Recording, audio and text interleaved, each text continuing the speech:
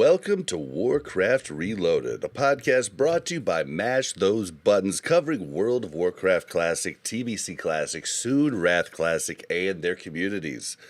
I am Bobby, also known as Blazin' Bob, and today we're joined by Ryan, aka The Yip Show. How you doing? Hi, Bob. I'm doing great.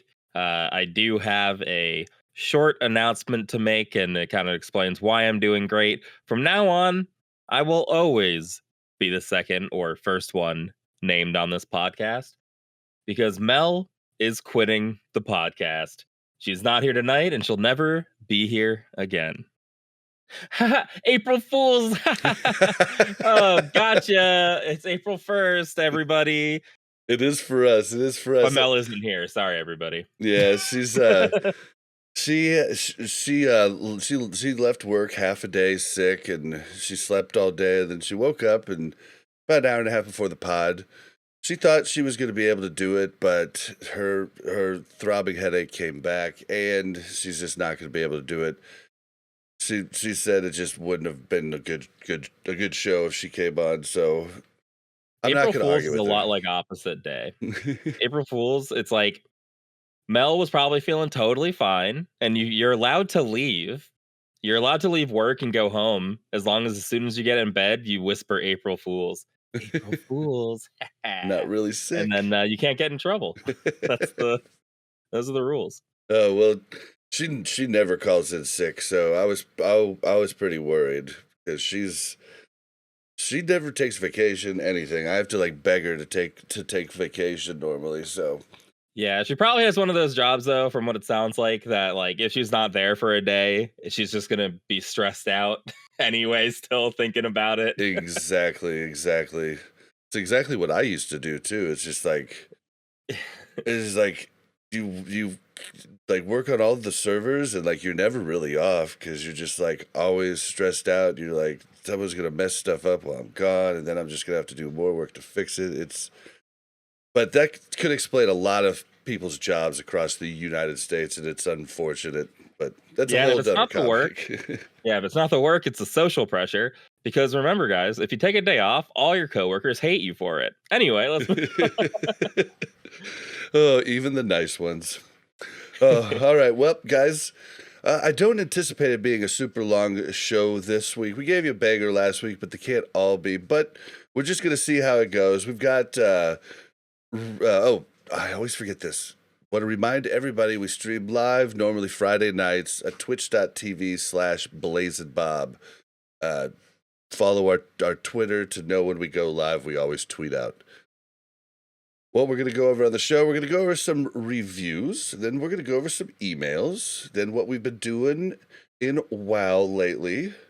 Then some talk about the add-ons and April Fools, and some shenanigans there, then raid progress, then just a little bit of news, and then at the end, during discussion, we're going to talk about the recent survey that was sent out to people from Blizzard. So let's get into it. Yep, you want to start with the reviews? Yeah, we do have a couple reviews and a couple emails. So starting out, we have one from interesting. I think it's Arborior, but well, I'll talk about it when I'm done reading. Great show. Hey guys, love the show. Just wanted to thank you guys for the podcast. It gets me through my work days and keeps the game alive as I'm stuck on a dying server. That's so sad to hear. Can't wait for Wrath. I think we all feel that way. For the Horde. For the Horde, everybody. For the Horde. And then down here he says Arborior. From Old Blanchy, but then in his name on the review is Arborior, and so we'll leave that up to maybe we can pull it out and just so we can decide on what this guy's name is. But thank you very much for the review, and I'm sorry you're stuck on a dying server. Hopefully it dies enough that you'll get free transfers to one of the mega homes where you can be welcomed with open arms and toxicity. It is a whole different experience. It's been really weird running around and not seeing Horde and not being in danger, but it's it's better than what it was. But I did want to say something about this review. He said, "Can't wait for Wrath," and I wanted to like just real quickly say, everybody's been doing the thing where they're like, "Yeah, everybody said can't wait for TBC. It's going to be amazing." Now we're doing the same thing with Wrath. I just want to let everybody know, and you can check back through the pod. Whenever I was asked about this is just for me though. Whenever I was asked about which ones I liked the most, it was Wrath first, Vanilla second, and TBC third. So I think I've always been in the Wrath waiting room. So that's all I wanted to say, because I've been hearing a lot of people do the whole, yeah, well, everybody thinks they're gonna like Wrath, but it's gonna be the same thing over, and I don't think that's the case. But I have a crazy hot take. I really like TVC. I think I the do raids are too. a lot of fun. Something I realized midway through Classic Vanilla was that uh, not so much that I had like nostalgia. I wasn't wearing rose tinted glasses. It's just that we played the game very, very differently than we did. Well, Oh maybe yeah, Bob, you played it a little more seriously than I did, but like I didn't play it the way I did when I was younger. And then playing it at the top level, I actually think Vanilla isn't as good as TBC and Wrath. I think that TBC so far, even phase one with just Karazhan, just raiding Karazhan was more fun than like raiding AQ for months and months and months, I or raiding think BWL for 9 yeah. months. Well, I mean, and if we're talking PvP specifically and rating, I like TBC more than vanilla. I'm just saying where I rate them and was what I like. And so there's a lot of vanilla that has to do with just the huge world and the vastness of Yeah, it. yeah, of course. That makes it my second. Yeah, But but I the still the love TBC day-to-day though too. yeah, I just think that I don't think people are being disingenuous when they say, like, "I'm waiting for TBC," or "I'm waiting for Wrath." There are really great parts of all those expansions, so of course people are gonna be like, "Hey, I can't wait for this to come out." It is a little bit weird. I kinda don't like a lot of people have been talking about Wrath recently, and I feel like we're just skipping over Sunwell Plateau. We're never gonna get that because we know what comes next. We're never gonna get that same feeling of, well, what comes after this expansion? During this period of time for TBC, we didn't know what the next expansion was going to be or when it would be out. So you weren't always just looking forward and looking ahead. But we definitely have had people in vanilla. There were people in our guild who are playing TBC private servers. And now that we're in TBC, there's like a ton of people playing Wrath private servers. I think that's just Dude, the and I way it get goes. I I get so many people coming into my stream and saying, "Hey, are you gonna try this private server?" I'm like, "No, man." Like, I think that's how content creators get burnt out before it even comes out. Like they play all this time, and then it comes out, and they're like, you know. Yeah, for sure. I think if you especially if you're playing casually, if you're not trying to play with a guild and be like, "Oh, we're gonna hit world first," I don't see why you'd want to. You're kind of ruining the expansion for yourself. You're ruining your dinner Yeah, by. I mean, I do get it for YouTubers that I'm grateful that we do this show and this is the type of content we make because it's reactionary content. It's like, how do we feel about it? It's going in there cold. Whereas YouTubers have to know if they're making guides, they have to know everything, anything they're wrong about, they get picked apart for it. I mean, we do too, but I mean, we tell everybody we're probably going to be wrong a lot. So it's just Exactly. like it kind of sucks for them, and they kind of have to do it to get into the algorithm early. And I just kind of feel bad for them. I appreciate what they do, and so I thank them for doing it. But I'm not going to do it. Yeah, but thank you for your review. That spun off that tangent, and then we have another review also on Apple Podcasts. This pod, let me tell you what.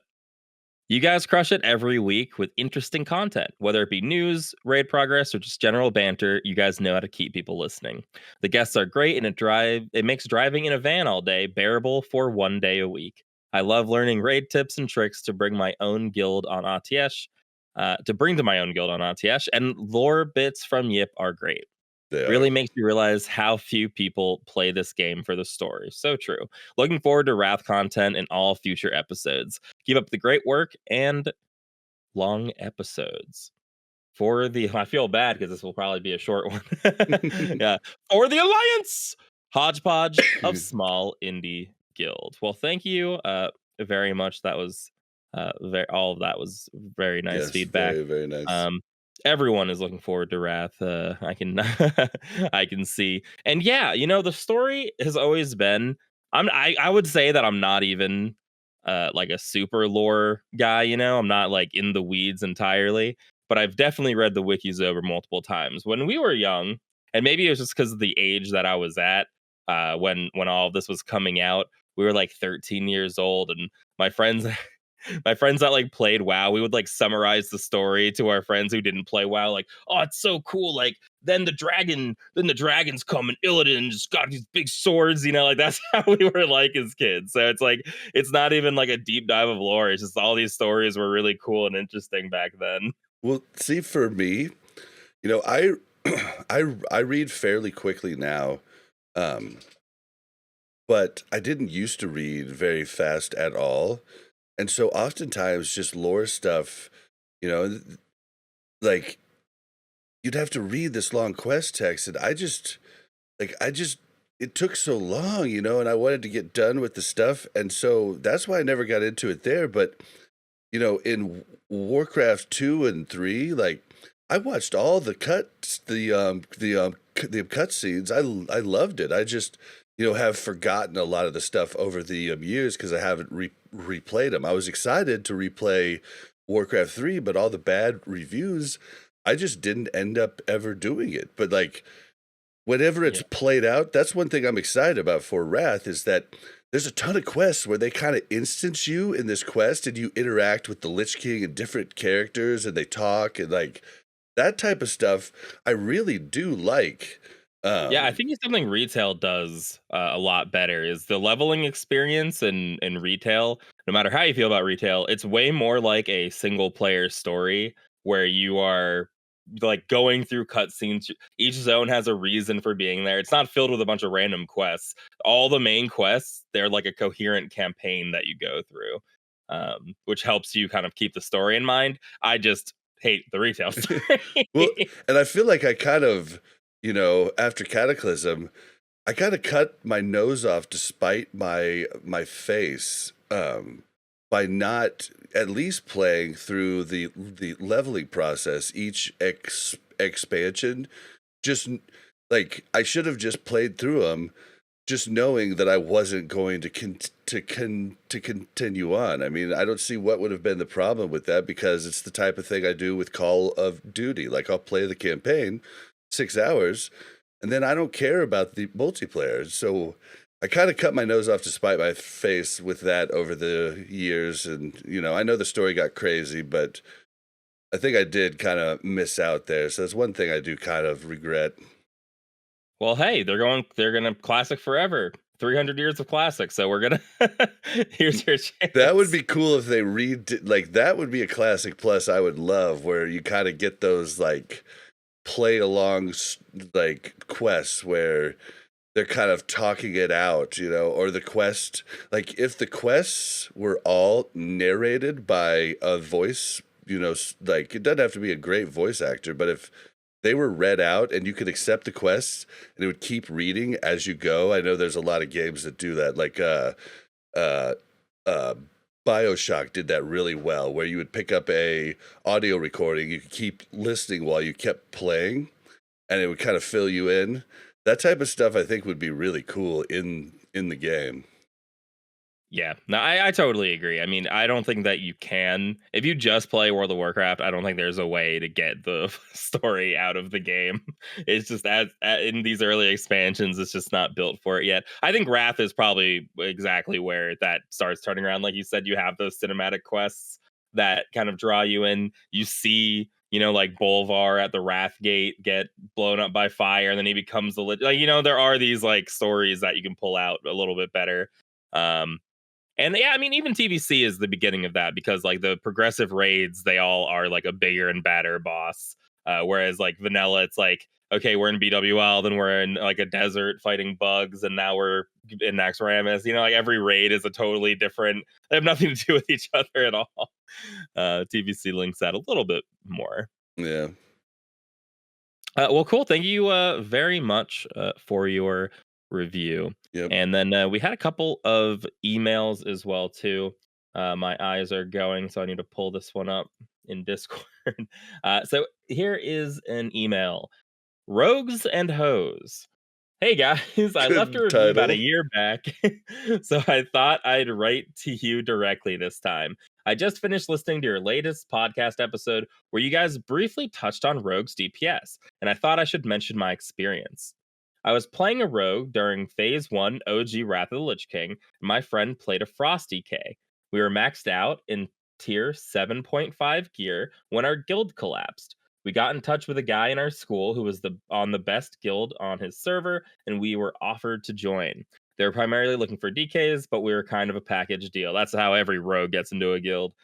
Yeah, well, I got in because I had a girl that got me in. That's how I got into all the top end rating early on.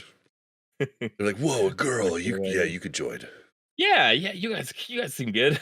Come on in. So we switched servers and got invited to the best guild on that server, which was pretty cool. I was super nervous for that first raid, and I really felt the pressure. We got into Nax 25, and immediately I obliterated everyone's DPS on boss fights as assassination, all except my friend. From there on, it was 95% either him or me at the top of the charts, with the other one close second. I can't give you any numbers, but I do remember sweeping the floor with the competition. It's safe to say we made quite the impression. Thought you'd be interested to know that, Bob. P.S. Completely agree about the whole dual spec thingy. For the Alliance! Novad. Yeah, I mean, that sounds like a really good time. I like stories like that because I bet occasionally you just think about that. Like, that was a really good time when we joined that best guild and then we just crushed. Yep. Well, I mean, it's kind of my story too.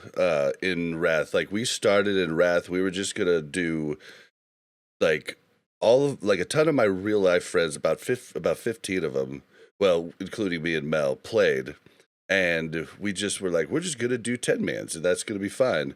Then of course we wanted more, so we joined up with another 10-man guild, and made a 25-man and would do that each week. And then when all my friends quit and all that fell apart, Mel and I joined one of the top guilds on the server before Oldor, and I came in and stayed through. I didn't go to ICC, but through the tournament, I was the number one DPS. About a fourth of the time, there was this one mage that would beat me, but I was on the top, and it was a really memorable, good time. So I appreciate your story. It's kind of a lot like mine. So thank you for sending that in. I'm looking forward to rogues being good and useful in raid, but we'll see about their personalities still. we'll, we'll see. I'm a good That rogue. sounds I'm like a Robin Hood type of rogue. Listen, flavor of the month rogues are not the same as someone who just chooses to be rogue. When if you're only going to play rogue when they're good, I like you. Well, But but if I your played main rogue my priority, entire time before, though. This was my class. I I'm only had very a glad we short met. stint in Warlock in TBC. It's a good thing we met in classic and not in Yeah, that was actual the now. first time I had ever been a warrior, and Same. early on, I regretted it bad. I remember telling Harskar, man, I really kind of wish I had just went rogue. And he's like, no, Bob, you made the right choice. And I was like, all right. And then I started to pump with world buffs, and I was like, okay, he's definitely right. This is awesome. Yeah, I think that you would have regretted switching from warrior to rogue. I wanted to switch to mage myself because same thing. I had never really played I had never played a warrior other than for PvP in the Burning Crusade originally. And I was just like, I wanted a tank at first because I wanted Thunder Fury, and then when I realized I was going to go Fury, I was like, I would not have chosen a Fury warrior if I was going to DPS. But they just happened to be extraordinarily Ugh. good. So that worked out really Dude, well for me. But I I remember he wasn't on my server, but there was a horde undead rogue that had Thunder Fury in his offhand.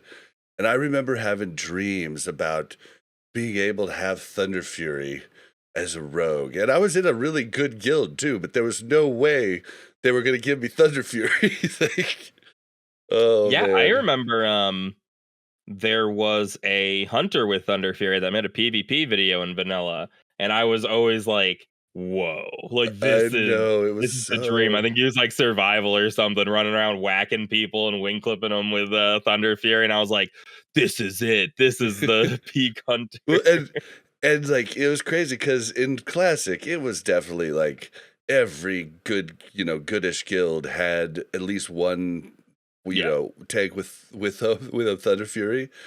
But it was a badge of honor back in the day. Like we were like our guild, there was only two other guilds on the big server that had one person with with Thunder Fury. Like it yeah. was nuts. We had this guy. I mean, I remember his name. His name was Bootstrap on on Maelstrom in vanilla, and he would do Scarlet Monastery runs with his Thunder Fury for people, and like everyone was always in awe of this guy, and like everyone knew his name, and I think he transferred off, and everyone like knew when he transferred off because it was just like that's the guy He's with Thunder gone. Fury. Same with the mount for AQ, but I remember when you would see Thunder Fury or you would see the Hand of Rag, it'd be like that Toy Story thing where all the little toys are looking up at the claw and they're like, the claw. But it's Yeah, Thunder Fury. And everybody would just follow him around looking at him. I mean, it was a totally different time. yeah. I mean, I can only assume the. Did you say Thunder Fury, Blessed Blade of the Wind Seeker? Oh my Like, did that? gosh. I assume it originated from actual interest in someone having that. Like, whoa, Yeah, dude. what Oh my is that? gosh. But thank you very much for your email, and hopefully you can relive that experience very soon with Wrath coming out. And then our final email, hi Jawbug, because this is the last time we're gonna finally put a wrap on our high jaw bug conversation. So here we go. Hey guys, just a quick one. If you get the spawn bug in high jaw, the one where this is my interjection, the one where if people get on boxes, the first wave doesn't spawn, it ruins everything. But if you get that spawn bug in high jaw, just have everyone log off immediately and get someone with a second account or a bench player to take leader and reset once everyone is offline, just like you do for normal dungeons. It takes 30 seconds and kicks you all back to the lobby area to go to the horde camp and try again without waiting for Thrall to respawn. Uh, Neurofan, GM of Rusty Raiders on Pyrewood Village, EU. And it took me a second because, again, my It's monitor's really far small. away. My Yeah. eyes are horrible. It's small. Okay, guys, give me a break. I'm nearsighted, but the distance of my monitor, it's like, uh, Well, and so I wanted to put this email in, not exactly for us, because I'm pretty sure we all assumed that this would be the case. And the first time it happened, we tried this, but at that point we didn't know one factor you really need to know when doing this. If you're going to do this, everyone has to log out inside the dungeon. If one person is outside or dead, logged out, it does not work. So that's probably what happened to us when we tried it the first time. It didn't work, so we just left. And then each time after that, we just left. But I think we all assumed that this would work. But I wanted everybody else to know another fix that they could do. Since Robbie sent this in, I bet there's a lot of people that just don't know. Like even Melderon had never even seen the bug, when we talked to him yeah, last week. but had seen some other bug that we had we've never pulled reliquary up with Terran Gorfian, Oh so wait, no, everyone's having a different that was experience. Willie, wasn't it? That had pulled Taryn Gorfine? Oh, maybe you're right. I thought it was Melderon. I could be wrong. It all blends together. It kind of does, yeah. They're all bugs I haven't seen yet before. But yeah, the other thing that I think is important here too is that you might assume that you would have to wait for Thrall to respawn if you do a reset. I think that would be the only other part because that is Yeah. a annoying little wait. So that is cool that you can just reset it and then get back in. So hopefully everyone's guilds are getting on the same page and they're not having this bug anymore. But honestly, this I'm gonna go out on a crazy limb here. I think Blizzard should fix it. Yeah, maybe so, right? I think that Blizzard should fix the bug Yeah. It seems I like don't it could be know. one they could fix fairly easily. I don't know. Yeah, it. I feel like that is. I don't know. Have they not fixed anything? I'm trying to think of the I last don't thing they fixed. Yeah, I I mean, haven't seen obviously a they bug fixed fix little things, report. but it seems bizarre for like a raid to be broken for when we've known about it for over a month now. But we've And it's got just that yeah, stupid sexy incubus that I can't even get. Oh, I didn't tell you about this.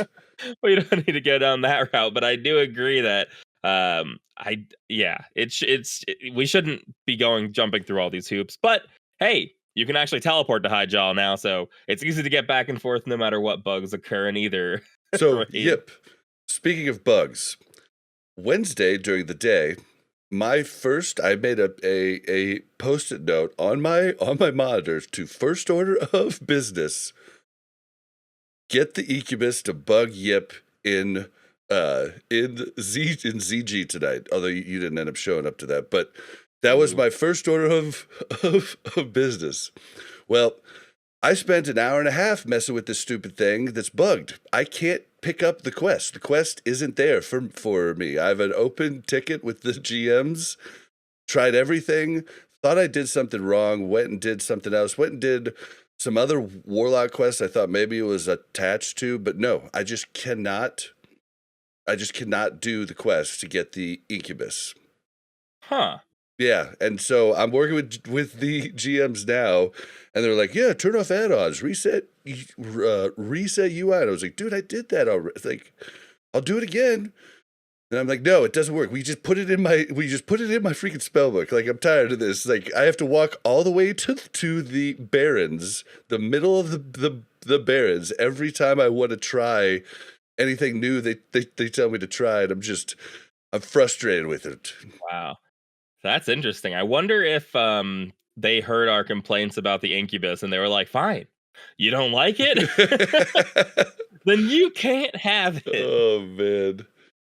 But yeah, so I've wasted a lot of time on that now, and I'm just like, why am I doing this? Yeah. And I will say, so on Wednesday, normally I play Dungeons and Dragons up until around when we would be doing an off night raid thing. And I'm like, I've had a massive headache all day. I'm falling asleep like during D&D. Like my eyes are like I'm like nodding off, and I'm like, what is going on? It's only like 10 o'clock. And I asked Kitty Claus, our other feral druid, who goes by Kitty now, his favorite name. And he was able to do it. Went to bed at like 10:30, slept all night.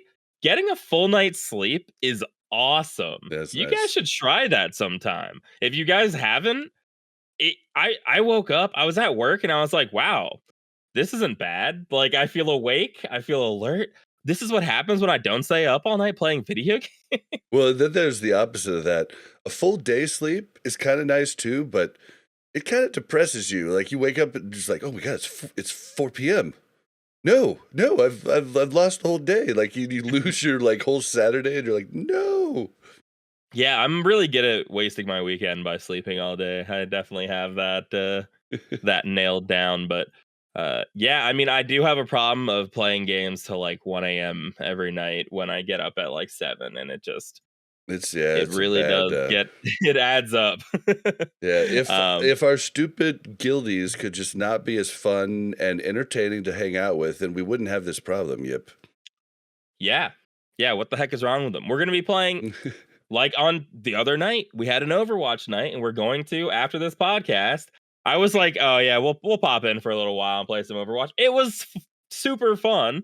We It was a good played time. a really long time with 12 people. Yeah, The it's just positioning was like crazy different than anything I'm used to, and it was like, but you just like you're like, we're just having fun. Fuck it, yeah, you just like roll with it. yeah, like it's really nice, like, and we still play with competitive rules, so I just think that game's better.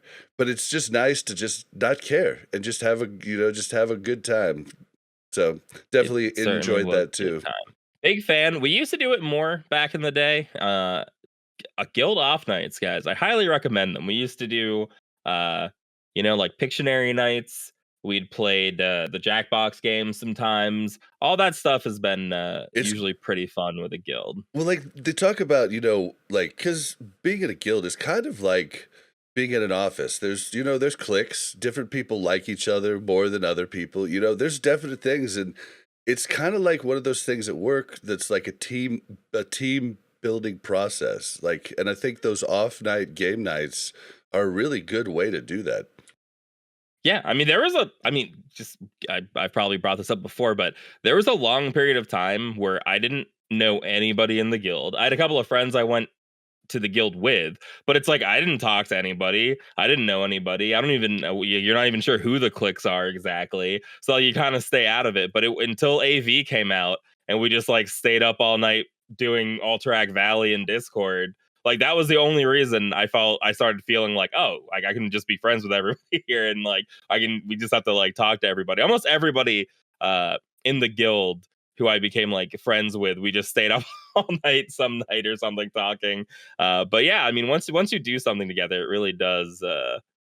It's good. I think it's a good thing to get out of WoW sometimes, and especially if you're, I don't want to say struggling in raid, but raids aren't always chill and fun. But if you go play some other game together Yep. that is made to be chill, it is chill. Yep. And you So, pull, you got the people that know a ton, like Kitty Claus, and then you got the people like me that are smooth brain that don't, right? They kind of get frustrated with the smooth brains, but then you play a different game, you're kind of, oftentimes both on the same wavelength at that point. It's just a way to, that's not yeah, now with who's a me smooth and Mira, brain? but like I'm just giving an example of like ways it can like really change someone's perspective on somebody else. Yeah, yeah, absolutely. Um, So, all yep. those that clicker you hate in guild. Yes, Bob. What have you been doing lately in WoW? What have I been doing lately in WoW? I've been raiding, and that's pretty much it in Okay. WoW. Um, I'm getting my warrior ready, so that's exciting. I've been thinking a lot. I haven't been PvPing very much on any character. Um, I just have no drive. I got the items I needed for PvE on both of my characters, and then immediately my drive just like went down a lot, and the time that I have to play. I mean, I could fit in the time, but like we talked about before, how I like if it's not scheduled, it's just my night. I'd rather do what I Yeah. had been planning on doing and things like that. So I haven't been PvPing a lot, but I've been really interested in getting my warrior up to snuff for DPS purposes. So I did sneak into your ZA for a moment and did horribly, which only excites me because I'm like, okay, I actually have a lot of the last phase bis gear for my warrior for DPS because we for a while we just had no plate wear, so I could just pick up any DPS gear I needed or wanted. So I kind of want to get them just like ready to roll and get into some ZAs and maybe even some GDKPs or something, and just start trying to I'm pump on my warrior a little bit. I'm kind of the same way. I'm pretty sure I'm gonna go ahead and work up my Dragon Strike. Like I've got tons of gold and everything. Like I'm thinking about just working up Dragon Strike, and I thought about making a second one even, but like and just get into some GDKPs and stuff like that because now it's starting to get better. And like respecking really at this point is really kind of nothing. It's just a pain in the ass, is all it really is. Like the gold part of it is not a problem. So I'm kind of thinking about the same thing. I've got so much going on at the moment is the Yeah, problem. I'm a huge fan of being on an enormous server with a flourishing auction house because I can just sell all the stuff that I have. I feel like I have endless Literally amounts of gold. everything. Because on White it'd be like I would just have a bunch of junk in my inventory because I'm like, "Ugh, I don't feel like selling this all because it's all gonna end up in the mailbox, and then I'm Uh-huh. gonna have to like relist it over and over. But now anything Everything I want to put up, sells. a Everything. stack of 3 motes, like half a stack of netherweave. Like I just throw it up, I get gold, and then I can go out and like buy my scrolls and stuff now without worrying because I Our just get an influx of gold our now. server is so big, you can buy the shit off vendors. Not the shit that just sells, one like, but you can just buy regions and stuff off the vendors, and there's enough people on the server that there's people that don't know where to get that stuff.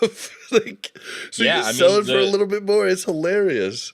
you do have so many more gold making options too. I always liked I never really did it in classic, but in retail, I always like going to like specialty vendors. Like the only this vendor sells this one pattern here, and then you pick up a couple of them, and you just keep listing them up, and people buy them at a premium because they don't want to go find it themselves. But that sort of thing, either they're price gouged like crazy on white mane, or there's just no one buying them because there's no one there to buy them. Yep. But when you have like you only need a couple of buyers. When you have thousands of people on the server, Well, people are and interested in a lot more stuff. there's so many ways to make gold. Like, for instance, like, well, here, I guess I kind of have to go over my week to kind of get into Yeah, why I go over ended your up week. here. So I've had a week of ups and a lot of downs.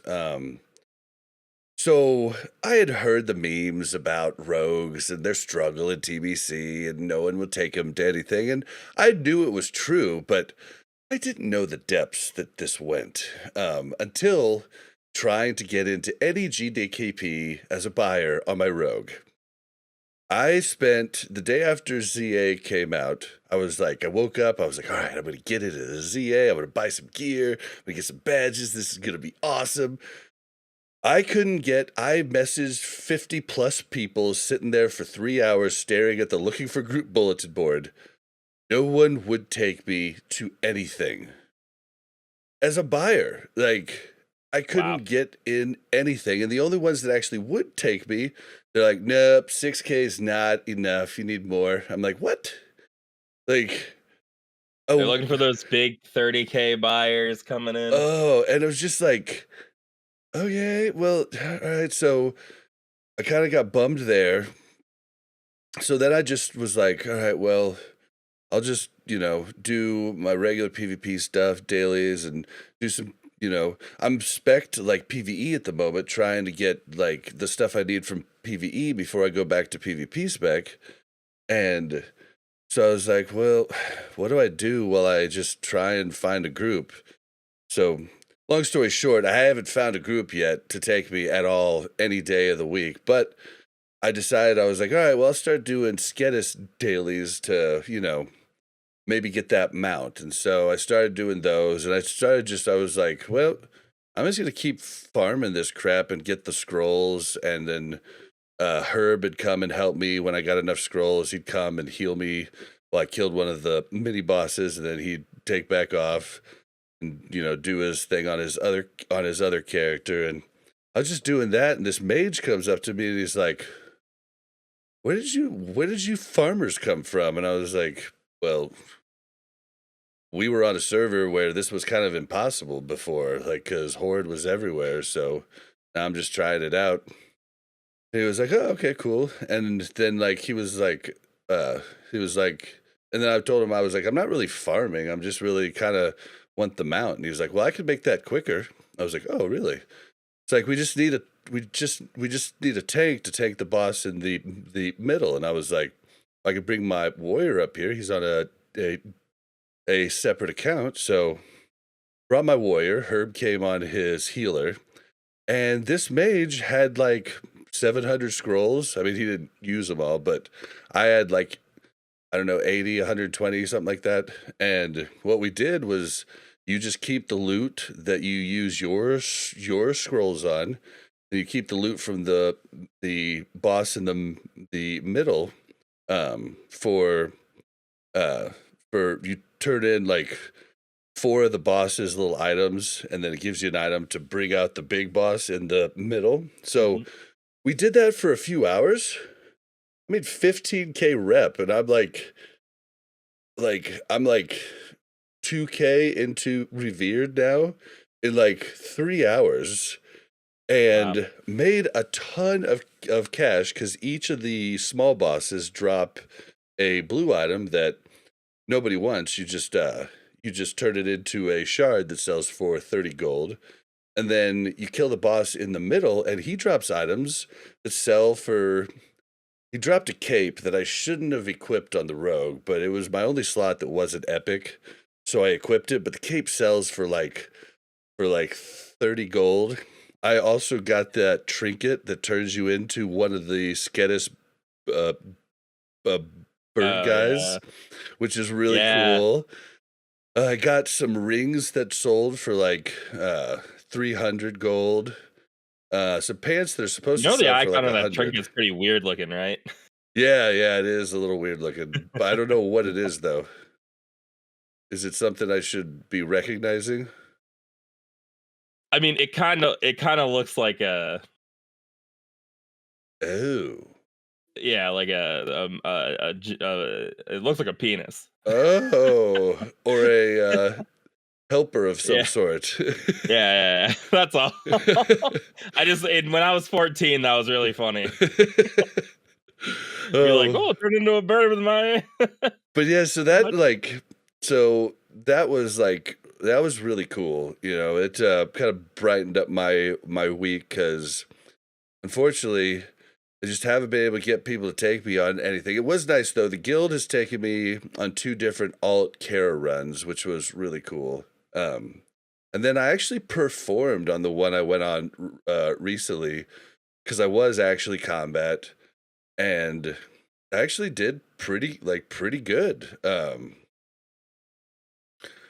You know, it's hard to tell because like everybody was an alt, really. You know, so it's kind of hard to tell, but that felt good, and I'm hoping to get into some more stuff. A lot of people look down on the PvP gear, but I mean, my rogue's half PvE gear that's like current, like 140 plus, you know, item level. And so I don't get why people look down on the DPS PvP gear so much. I get healers because they don't have the, mana regen, but like it really is like you get quite a bit more crit from all Yeah, of the my PvP warrior has a pieces. lot of PvP gear filled in where I don't have PvE gear, and a lot of it does have a lot of really good stats on it still. Yeah, because like basically the reserve groups will check gear right in the middle of chat, and they kick me out as soon as they see any PvP gear, and I'm like, dude, it's full enchanted everything. Like it's not bad. Like if I suck, kick me. But yeah, Dang, I'm sorry you're at the receiving end of rogue bigotry, like I yeah. hold in Well, my heart, but and like everybody's like, you gotta go do some, carry DPS and GDKPs on Block Dude. I'm like, well, what's the point if I can't get anybody to take me like on the yeah. rogue? So I'm kind of thinking about the warrior. Just might be kind of fun to pump on him before the end of the expansion. And there's so many ways to get the different gear and stuff now that it's definitely a possibility to be able to do that. And I don't know. Besides that, I've been having a good time. I haven't PvP'd as much this week because I've been mainly PvE spec'd on the rogue and just haven't done a ton on the warrior PvP wise. So I don't know. That's kind of where I'm at right now, and I'm a little bit bummed, but it was definitely an eye opener. Like it really is bad for rogues right now. It's the rogue experience. It is a humbling thing. So if any I of you out remember the there run beginning GDKPs, please hit me up. I would love to like get into something. the beginning of the expansion when we were getting heroics together, when heroics were still pretty hard. I had to turn away so many rogues all the time. You'd be looking for one more DPS, and 5 rogues would message you, and you'd be like, And now I feel really bad for turning them down too, because I did the same yeah, thing. now you're one of them." And it's like, okay, even if I wanted a rogue, I would just bring one of the guild rogues. Like And it's that's tough. what that's what I did. Like I took, you know, Casio was in a ton of stuff. Sultan was in a ton of stuff. We had someone's brother in the guild. I forget that rogue's Yeah, name, but Cade, K kick, yeah, kick, kick something, whatever. But yeah, like we took them, but like we would never take an actual pug like a rogue. random rogue. I feel so bad now. Well, oh well, they were all probably bad people, so you don't have to worry too much. It's okay. And I Uh, apologize, all the rogues out there. I'm sure some of you are good. Just know that I'm not talking about you, you're the but I one special. You're like yeah, me, the Robin Hood of rogues, the yeah, rogue with a heart. you're the one yellow bar that I can get behind. Keep on spreading joy and love, and all you other rogues can disappear. Oh, all right. Well, but yeah, I think that's pretty much it. I haven't played any Season of Mastery or hardcore. Kind of keep thinking about jumping in and doing stuff, but I think the leveling process is what I enjoyed about hardcore. Like I'm Yeah. kind of like with Winky. Like I want to keep those guys as a trophy of my achievement. They've got the buff. I can log in, show people.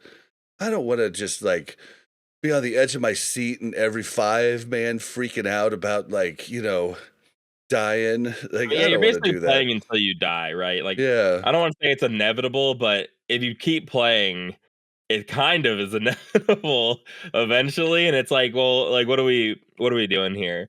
So I can understand. I kinda had a sneaking suspicion once you hit 16. You've done it twice now, a duo and a Yep. solo.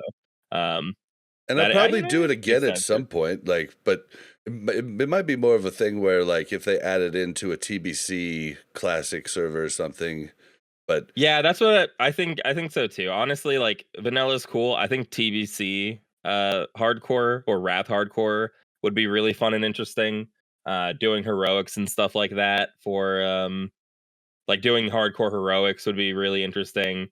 But for I don't know, the vanilla experience, the end game is so limited in what you're doing. Like you're doing your BRD runs, you're doing your yeah, Scala, and it's I yeah, just it'd be I just think it was all about the journey for me, and uh, you know, I got it done. I got a little crazy, but I just don't think that the rating part is for me. I think that's okay. But yeah, it's really all I got for what I've been doing as far as what I can think about. Like I know there's probably other stuff, but let's move on. You wanted to talk about something a little funny that happened. Yeah, let's get into raid progress, I'll but let's start with the April Fool's stuff. Well, I'm going to start it by saying I didn't experience any of it because I'm a good raider who doesn't update his add-ons. However, this week, as we go into raid, lots of people start freaking out over things bothering them because a couple of add-ons, I think it wasn't just one, a couple of add-ons So put in far, April Fool's jokes. yeah, to what I know, it's DBM and then Classic Loot Manager. Yeah, we use Classic Loot Manager for our DKP, and so far I think we've enjoyed it. Everything has done what we've needed it to do to match our loot system. However, they added in some interesting sounds and Dude, so all of a sudden, so it was interesting because someone had just sent me a link to the weather in Kansas City on stream, and I clicked it, and like the weather channel wouldn't let me go into it with ad blocker on, so I closed it and just looked up my weather on a different radar. Um, and then all of a sudden, we're like fighting the second wave of trash, like after we kill the first boss. All of a sudden, I hear this. Hey, I gotta get a 1 and a 2 and a 3, 3, 3. Ah, I gotta go for 3, 3, 3 and a 5 and a 5 and a 5 and a 5. And it was like an auctioneer, and it kept going off. And I'm like, do I have a web page open somewhere? Is there some sort of ad running somewhere? I'm looking all over the place. Like, I'm not killing trash. I'm like freaking out. And then I'm like, oh, dude, Trofo in chat send me a virus with that link. And I'm like checking the link to make sure it's like an actual legit link. And I'm, copying link address and like putting it in a notepad, looking at it. I'm like, what's going on? I've got a bug here. And then all of a sudden I hear everybody like, I had muted like all of Discord deafened because I was trying to figure out what the hell was going on. I was like, is this someone's Discord doing it? And I come back out of deafened and people are talking about it. And I'm like, wait, do you guys hear stuff too? They're like, yeah, it's like an auctioneer. And I'm like, oh my God, I'm hearing that too. And it was Classic Loot Manager putting on like a little sound clip whenever you looted off a piece of gear. And it was driving me nuts though. Like I thought I got hacked. Yeah, that I didn't know what was going on. And when people were saying auctioneer, I thought you meant someone being like, "Hey, well met, like come see my wares" or something. But apparently, it's a real auctioneer. Yeah, so people are having all these crazy sound bites going on, and then at the same time, again, I don't know if it was CLM or DBM, DBM's the one that but does the chat jokes. okay, yeah. So DBM was putting in it was making people say things in chat like Blessed Blade, like there's Did putting Thunder somebody Fury, say Blessed Blade of the blessed blade Windseeker of the in. Windseeker or Yeah. whatever? So I do get how it's funny, but at the same time, I don't think that Dude, that's cool. last night, it had me tell a rogue joke, and then like I was like, oh guys, this was actually pretty funny, and I read it off. It's like, what is a rogue's favorite tea? And it's subtlety. Uh, and I couldn't read it. I was like subtlety, and then Mel had to send me the pronunciation subtlety. And then I was like, oh, I get it. And people in chat are like, it was a good joke. 9 out of 10 joke, 2 out of 10, distribution or delivery. But I was like, guys, that wasn't my joke. Like, that was DBM just making the joke for me. They're like, no way. I was like, yeah, dude, it does all kinds of weird shit. yeah, so that brings up the thought that add-ons can just be updated without your consent. I mean, obviously you hit update, but no one reads the patch logs of any add-on, right? You just hit update all, and then it's making you say things in chat. Yeah, I which feel could like be we can all scary. very easily see the issue. Yeah, And well, and I think DBM had done it before with like the fart and stuff. Like you would just randomly fart on somebody and stuff like that. I think they've done stuff like that. I think that might have been last year's April Fools or like a couple years ago, maybe. But like this is a little bit more over the top when you're typing something and people think you typed that out. Like, what if you're doing a boss fight and people think you're typing jokes? Like, yeah, like while you're supposed to be doing your job. Like, that's a yeah, problem. or what if an add-on developer's girlfriend breaks up with them and they have you just spam harass them through your account? Because surely they have some way that they can make you talk. So Or have you you say can, some really like horrible things in chat too? yeah, like we've been weary of weak auras because anyone can make a weak aura and make you do whatever, right? We talked about before a story where someone's weak aura made a streamer send all of his gold to the guy who made the weak aura, which again, just like the April Fool's joke, very funny, but not in like a good way, Yeah. like it is funny, but it's not good that people can do it. But It with weak definitely auras, wasn't you know funny what for to the guy expect. either. Yeah, but for an add-on to just update and make you do things, I feel like I don't know. Not sure I'm a huge fan of that. Everyone auto updates. I feel like if you're gonna add stuff like this in, I wonder, is there some sort of process of approval here? Like, there's no way that CurseForge is checking these add-ons to make sure there's nothing malicious in them, right?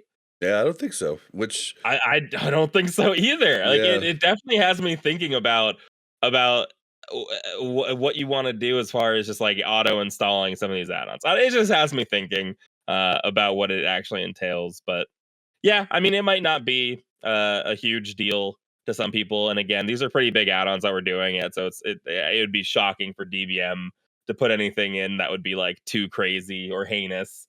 Well, Uh, and but you never know. DBM did put out, they did put out a, I think Casabo put it in our Discord. There is a command to turn off the April Fool's stuff if you so desire. So I'll look for that and try and put it in the show notes. So if anyone wants to check, they should be able to see it below this part in the show notes. Yeah, and everything they were doing wasn't crazy, but I think that this sort of thing is vulnerable to a much more malicious attack or situation if someone so desired.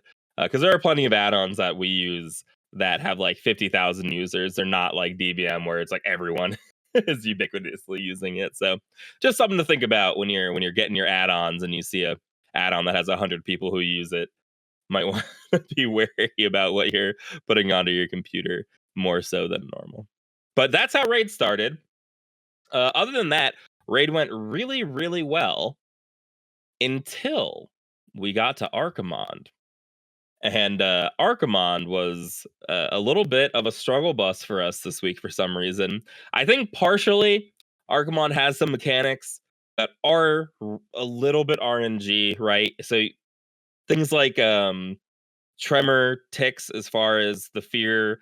If someone gets feared out of range of the decursor, uh, then they can take some extra damage. Some people might get a curse on them that doesn't get decursed, and then they get air bursted and they sort of just die in the air. Some sort of things like that can happen, but I think we wiped 3 times on Archimon. So that certainly was not No, super good. I think we It's like wiped I think 5. I might have blanked out a few of Yeah, them. because we did 3 um 3 bloodlust. So we did bloodlust on or we didn't have bloodlust the first one. Second one we had bloodlust. Then we didn't have bloodlust. Fourth one we had bloodlust. Then I think we might have beat it. We might have beat it on the 5th time and wiped 4 times.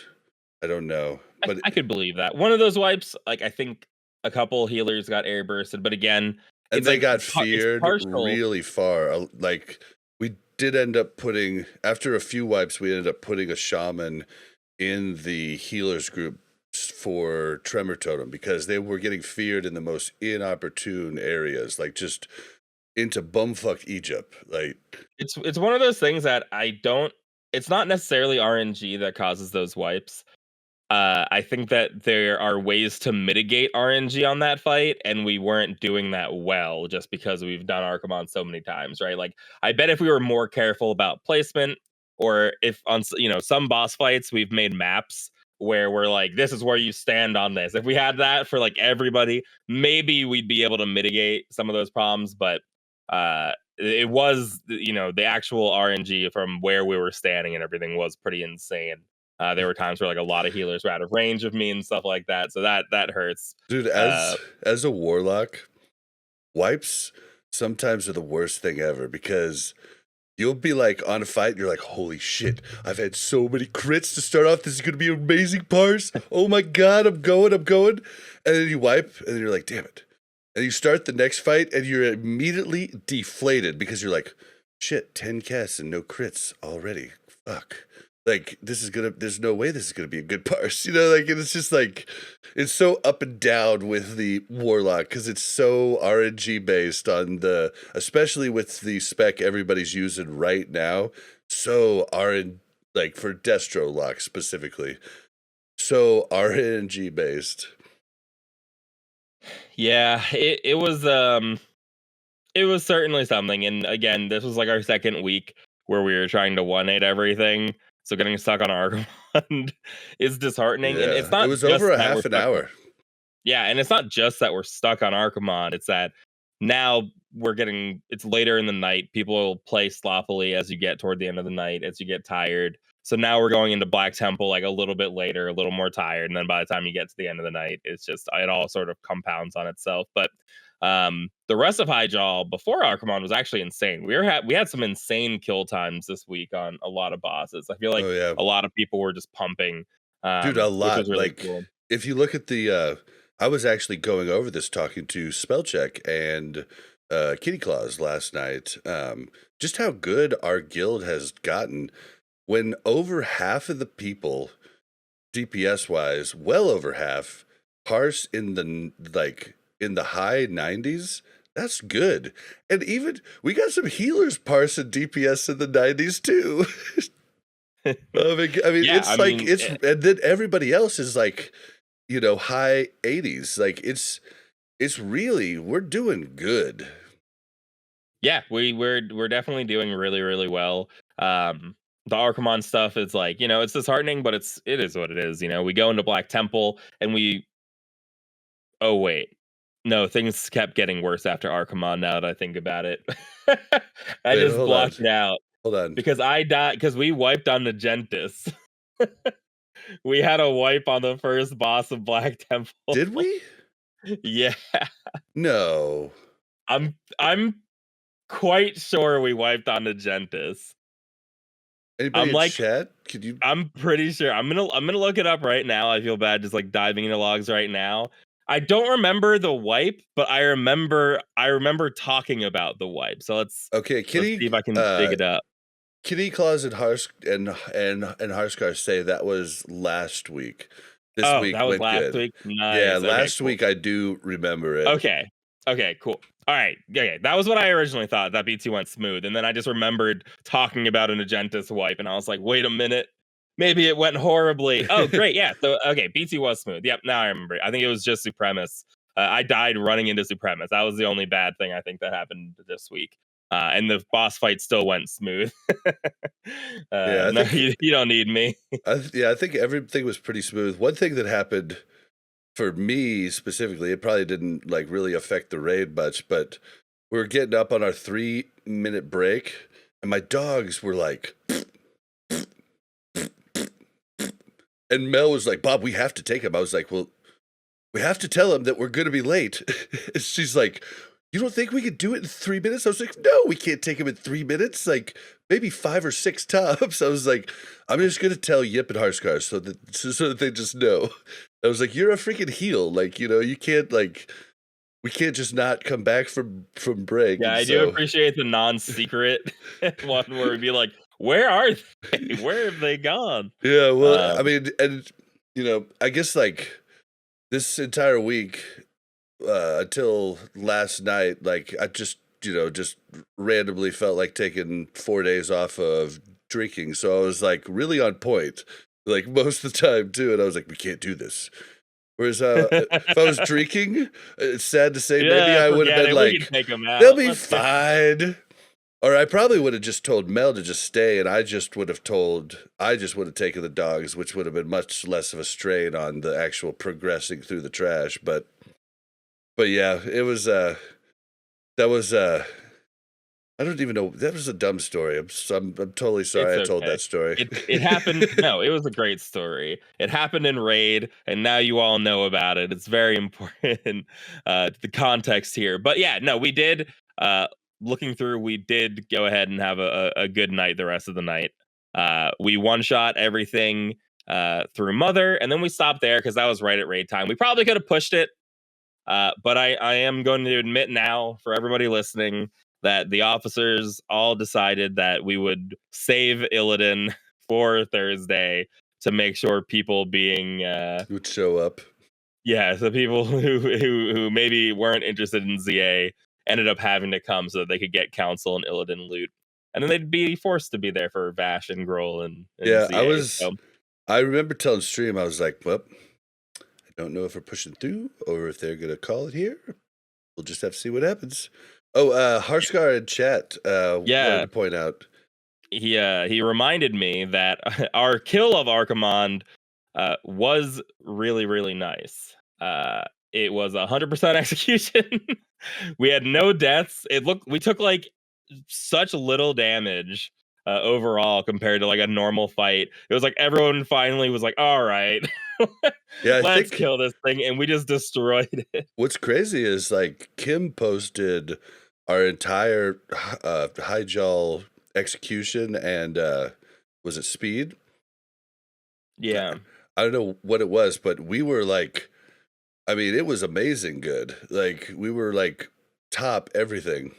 I think it was execution because speed. We were in there for quite a while. Yeah, but I think the Um, first 4, our speed was Yeah, like the first crazy 4 good. were incredible. We were really pumping this week. The only other weird thing was that we had an invalid log on Reliquary because we pulled some ghosts. Well, they spawned like a little bit late, and someone pulled them, and we decided let's pull the boss and just kill these as we go in. Unfortunately, that invalidated our entire log, which is kind of a bummer. I feel like they can. I don't know. It's I kind of guess it good makes though. sense Yeah.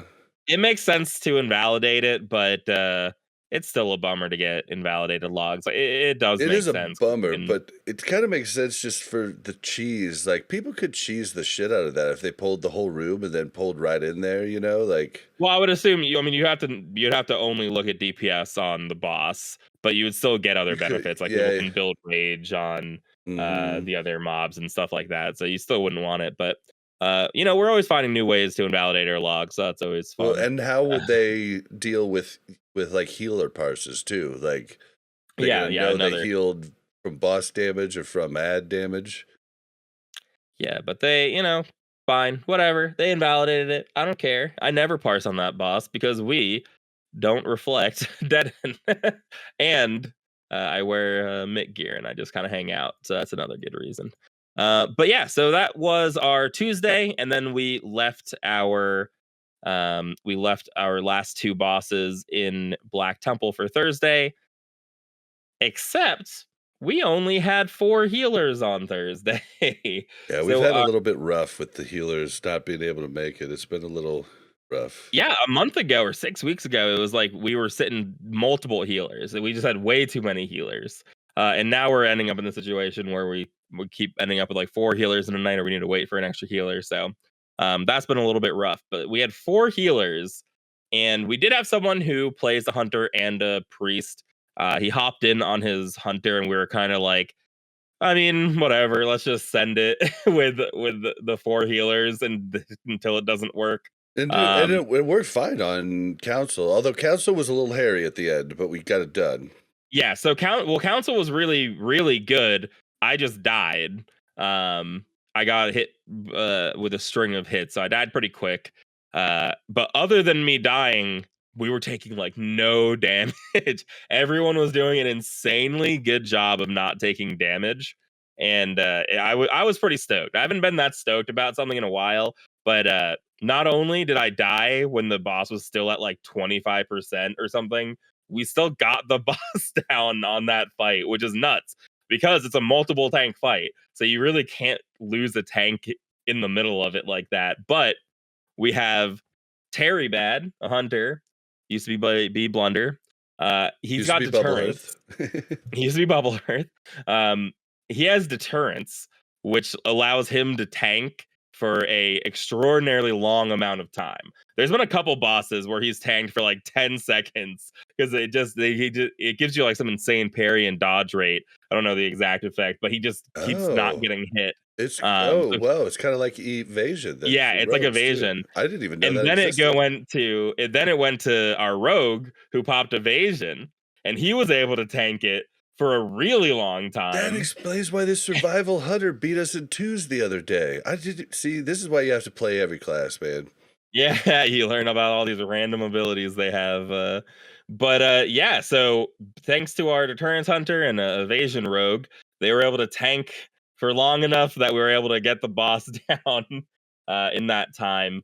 Uh, it was really really good, and it's exciting. Like those close calls are way more exciting than just doing a boss in like a easy way. Yep. When you think you're gonna wipe and you get the boss down, everyone's so much happier. Oh yeah. Well, I mean, the most epic ones are when the last guy is the Ret Paladin or the Holy Paladin, and they do that last shock, and it takes the boss down. They're the last one standing. I mean, that's happened, in multiple expansions over the years, and it's always a fun video to watch, where everybody in Oh yeah.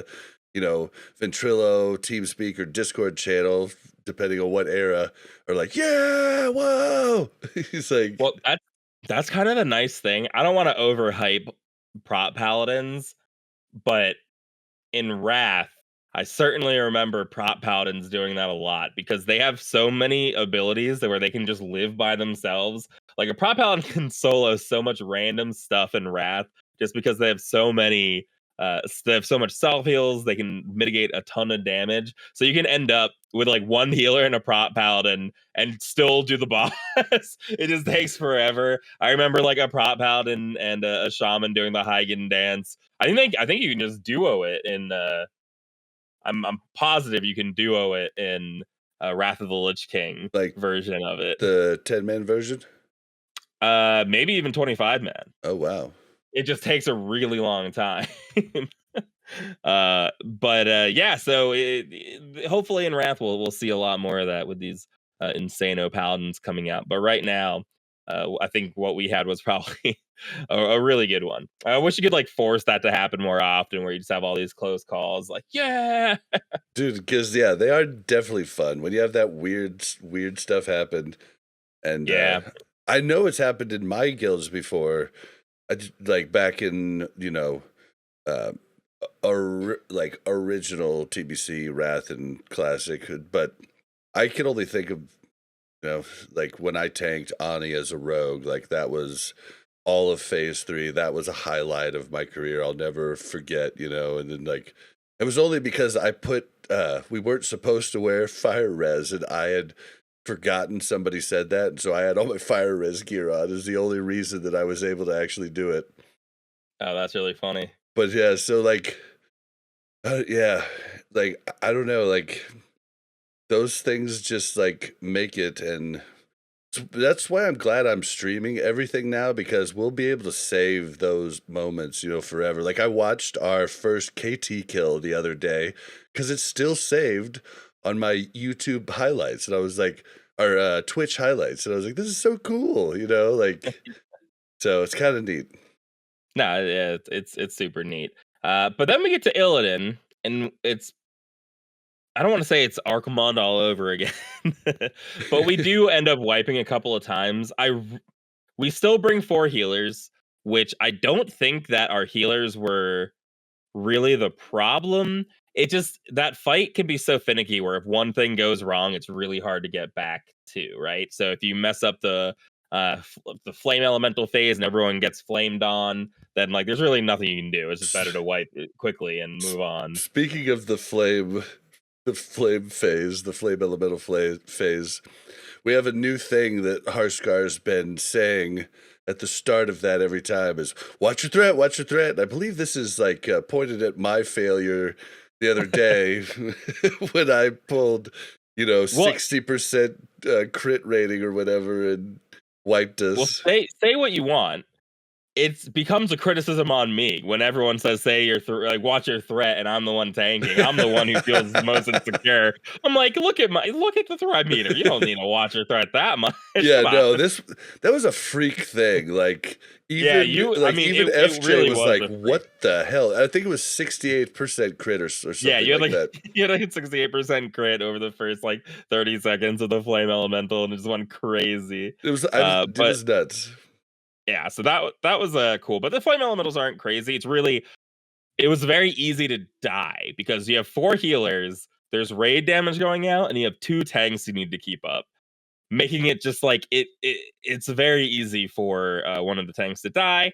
I think there was enough healing there, and we did get past that phase a couple of times. But then, like, okay, the paladin got killed in the enrage phase, which again is kind of RNG based by how much he's getting hit by and how close he was to the trap. Like that easily could have been a kill. I really think we could 4 heal it without a problem, but we decided to have the hunter switch over to his priest and just 5 heal it because like why, like we have enough DPS to do the fight. It's really not a DPS race at this point. We always can get it that we skip the demon phase. We do so much damage. We almost didn't even need to bring him to the trap. I don't know if you noticed that, but like by the Yeah. time he's getting trapped, he's at like 9% health. Dude, we were destroying it. I don't know if Gunt's figured something out, but like, because I'm just not sure about the tanking part of the fight. But basically, we haven't for the last 2 weeks. We haven't had the problem at all where all of a sudden Illidan jumps on somebody else, and I don't know That's what's because we're actually skipping changed. demon phase. The problem was if he changes into a demon, there's a part where you can keep hitting him where his threat resets. So it was that was causing a threat reset. But instead, we're getting him to 30% much faster, and he doesn't turn into a demon at all. So that way the threat is maintained and Gunt stays on top. So Well, the and first couple of weeks when we were struggling, he would turn into a big demon. We'd all have to run away from him, and then we would go into the last phase. So yeah, it's a lot easier. well, Everything's so much easier when you just kill things faster. dude, and it's so weird for the locks too, because the lock doesn't have a big job. They hit one button for the most part, but doing your curses is a little weird. Like we used to be able to, until last week and this week, we were able to put a doom up at the very start. Then we were able to get a doom up again before he flew into the air. Now he flies into the air with like 9 seconds left on the doom. So we're doing that phase like a good 12 or 13 seconds faster than we did Wow. 3 weeks ago. Yeah, and when we only had the 4 healers, it was like we were flying. That Oh was so yeah, cool. I like I'm the problem is like I like pushing and doing these things that are cool and interesting, but you have to weigh that with like how much time do we want to spend wiping just to what? Like, what's the yeah. purpose of only bringing 4 healers in order to see how quickly we can do something? It's like I'm starting to see like some appeal to being let's try to parse on this fight or something in a way where we're gonna try it, a different way because there are slightly different ways to do bosses. There you can 3 stack on uh, on council and get a lot more cleave damage in, but we just try to be safer. So it'd be interesting, maybe like every week we pick a couple bosses we want to go real crazy on and maybe try a strat that'll Which is help us which is like do more damage. which is so cool. We do try new things, and we have throughout TBC, and that's the beauty of not having not have at least for our guild, the beauty of not having world buffs, because world Yeah, buffs not wanting to had us die. running scared. Yeah, we're like, nope, Because we know this honestly, works. We know this works. because yeah, I mean, we had the time on Thursday. We wiped a couple times on Illidan, but it really didn't matter because we didn't have that much more to do. We didn't have to Yep.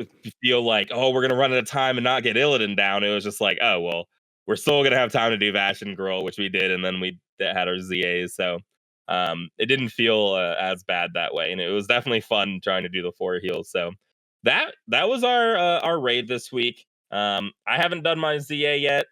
Some of our ZAs are good. Sometimes they go rough. I think that the difficulty of ZA is like totally there when I mean there are just abilities that these bosses have that will just like kill people. Which Yeah. not even some BT fights end up that way, right? They're It's not those mechanics. yeah, it's really bizarre because I've been part of, I think, our fastest guild ZA run. And then I've been part of two that just didn't even get the mount. And I was part of one last night that didn't even get the third chest. We had a really rough night. Looking at it afterwards, there were multiple problems. I remember smooth brain, but bigger brains in the guild looked at the logs and found a whole bunch of things that I hadn't thought about, like I was just trying to do my job, and it's just it's crazy that like it can jump so many different ways to one side or the other. And it really, like, I think you're right, it really boils down to everybody kind of needs to know everything that's going on, and like all the mechanics if you want to have a for sure fair run. Yeah, I think honestly, I think in a couple weeks it obviously goes away, but without having someone fully knowledgeable about the fights, you can just end up dying, and then the time gets crazy because you lose time when you die as well too. So it can be a compounding issue, but yeah, I mean, there's good gear in there. We're glad we're getting it. Not bored of ZA yet, but we'll see when Yeah, I'm having a good we time. do a few more weeks of it. And I honestly, I really want to try to get my warrior into a full one and start pumping on my warrior a little bit. I mean, If I you want worry. one little bit of advice, remember how we would have different weak auras to like let us know if salve was on or not? Mhm. Get that for that stupid, I forget what it's called. Rampage. Yeah, because that Yeah, is Rampage so is hard pretty to annoying. I remember to keep I up. really have no honestly, the fact that Rampage exists makes me just want to play dual arms because it's like like what the heck? Yeah, Oh, well, okay, dual. fine. All right. Fine. I'm gonna. Someone's calling me out. So someone we needed a fill on the last boss of Zul'jin last night. So I pop in as the hero, and I'm like, oh, I'll come help on my warrior. Well, And I okay, show up. hold on though. You, regardless of the way the rest of the story goes, we were having a rough night. We were trying to keep positive. It was hard. It was a rough night. And you piping right in when we lost somebody and saying, I'll come, brought morale way higher than you could actually possibly imagine. I can only speak for myself, but I have the sneaking suspicion it did for others also. Yeah, and then a whirlwind killed me in the first 10 seconds of Solstice, But which which was it was comic pretty relief, funny. right? It was definitely funny, but it really hammers home the point that I've been making, which is that tanking is kind of boring. You have the least amount of mechanics you need to worry about. I literally like didn't even remember Zul'jin whirlwinded because it just doesn't matter on my bear at all. I Like there's so know. many things that don't matter on the bear that as soon as I got in there, I was like, I don't even know how to. First of all, I haven't even played DPS on this warrior this expansion, At and all, I not don't even know once. what this boss really does.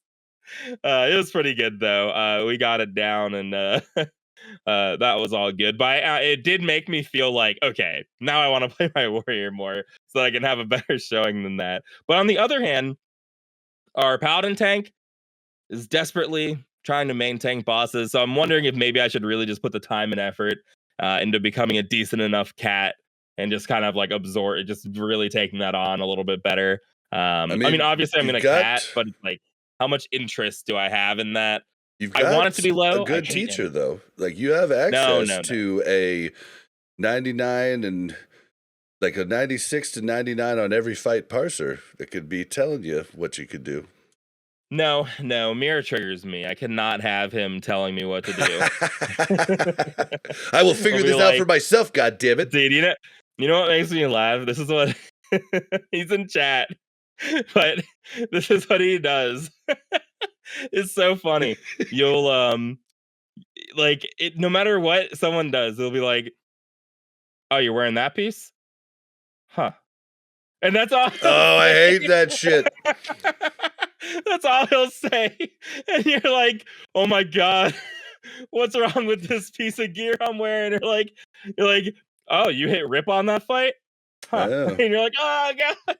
Well, and then something I've like I don't know much about Druid, but our Shammy Yip Slime started a new Druid earlier, and he talked about Sorry, something. Wops.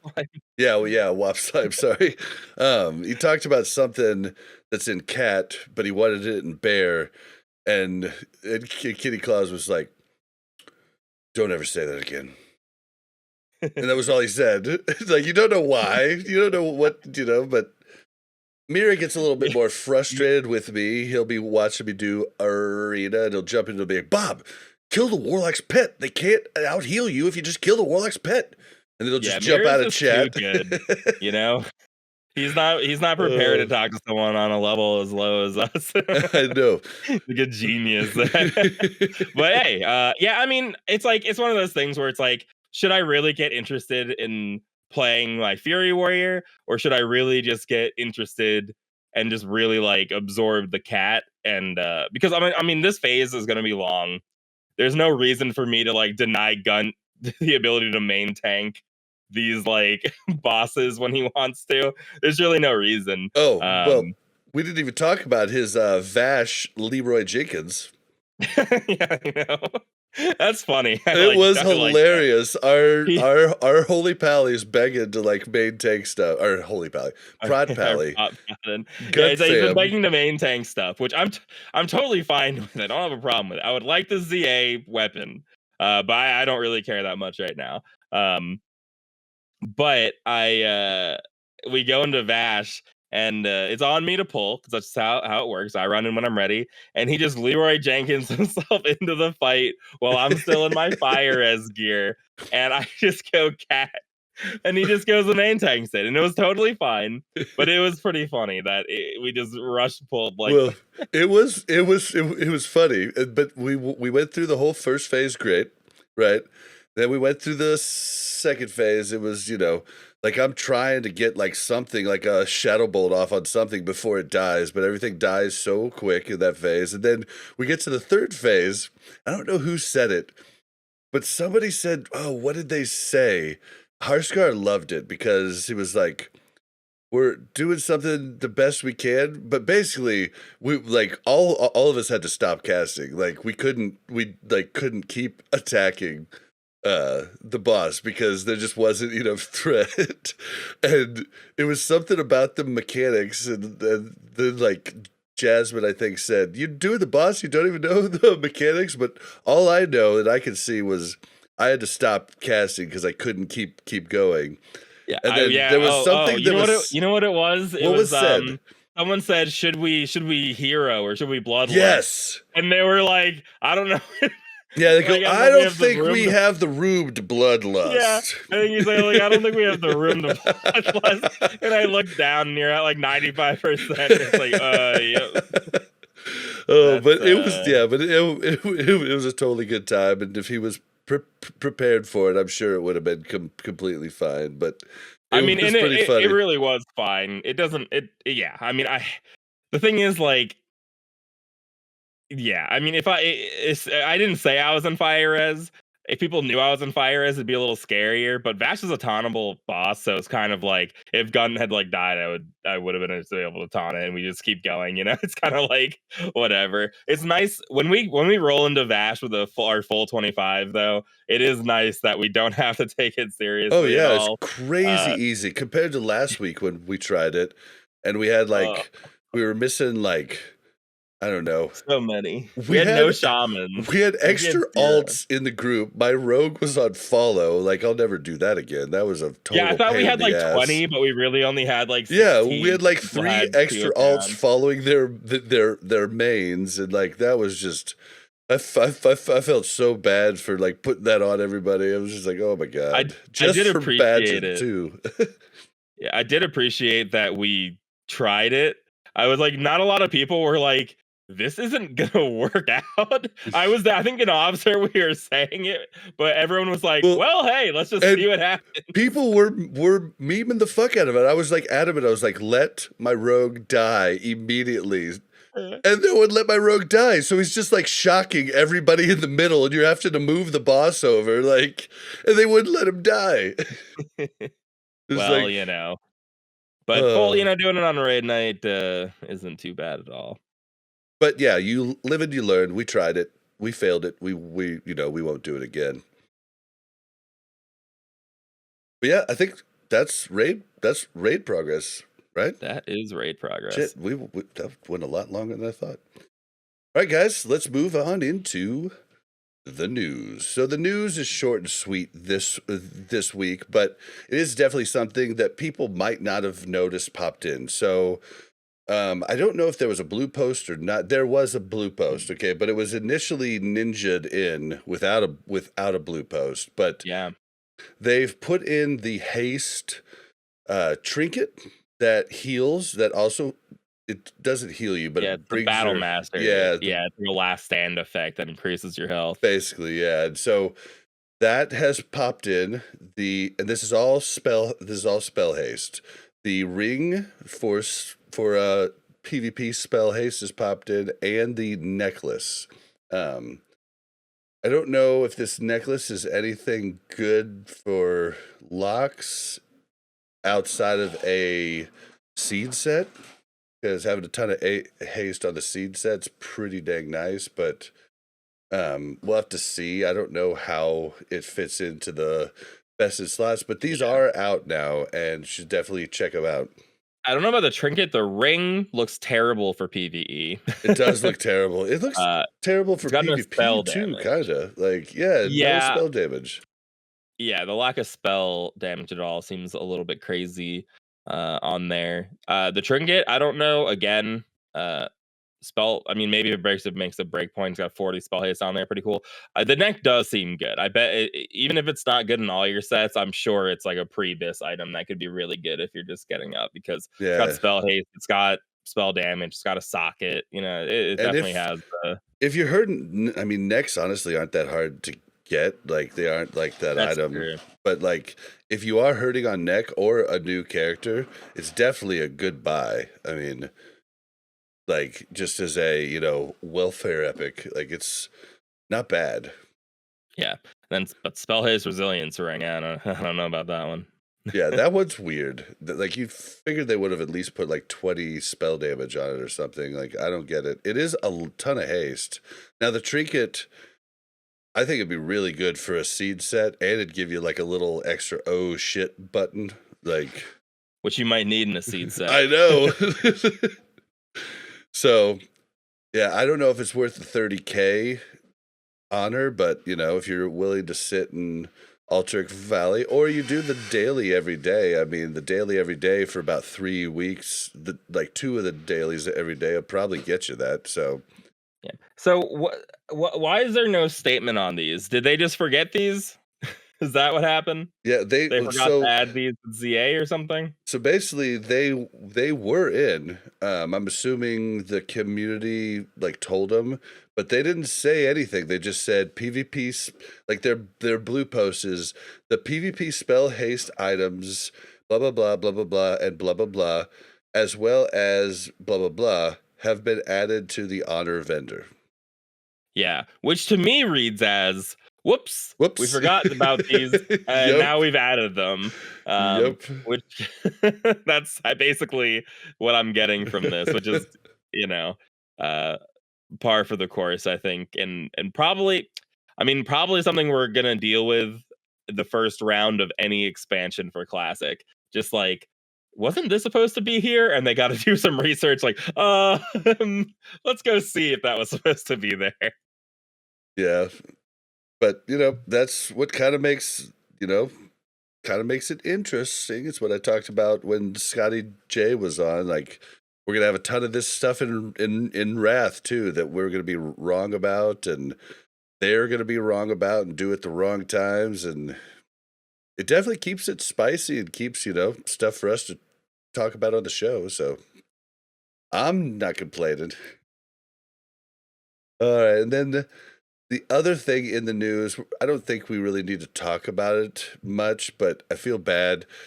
There's just not a lot of interest in Season of Mastery, so covering it on the show just isn't really the best option for us. Like, there was a huge amount of people interested in the hardcore challenge, so when that was going on, we did cover it, but there's just not a lot here. But I did want to say, reading over, like, basically they're still doing more changes to AQ and the Temple of Anchorage, and I was just reading through some of this stuff, and it talks about various consumables that remove poison, and it just got me remembering how much I hated AQ.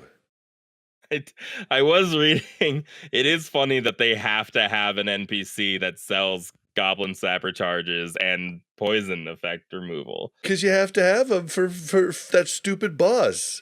Like, Yep. oh god. Yeah. And Like, it really points out a glaring flaw that in order to test it, you really need those. yeah, and I just forgot how much I really like. That was definitely the next waiting room for me. I was just like, get me through this. Breathe. Get me through this. Breathe. Get me through this. Like, I hated it. I don't think there's one boss in there I can think of that I actually liked. I guess I kind of liked Twins. But Twins was cool. The first yeah, time we downed Twins, I was like, now this is much more like a retail boss. Like, we that have things going on. it felt There's good. moving parts. Yeah, Yeah. that felt like a fun fight, and it was a cool fight that I could get better and better at each week type of deal. Like, with like thinking about different things to do in between running back and forth, like saving different cooldowns for different tanks. Like, I always saved my big cooldowns for when I was on Corpse's side, because Corpse actually kept threat, and so like it was like it was cool. It was a neat fight. So yeah. Yeah. But I hated Uh, the dungeon though. The trash was I mean, horrible. Ugh. I liked it at first because it was big open spaces. We did, and I'm gonna say this forever, that we did like so many months where BWL was the main raid. Because like ZG came out and then that was the raid forever. And it was just so long. I think it was almost 9, if I recall, I thought it was like 8 or 9 months of BWL being the main raid that was out. Because it came out in February. Was it that And long, really? no, it came out in February. And then I believe that the end of August, AQ came out, but we had to open the gates from there. So You had you had BWL February, ZA April, and then AQ was like late Oh, August. yeah, and our gates opened up late because the bastards were trying to get more mounts. Yeah, it was absolutely insane.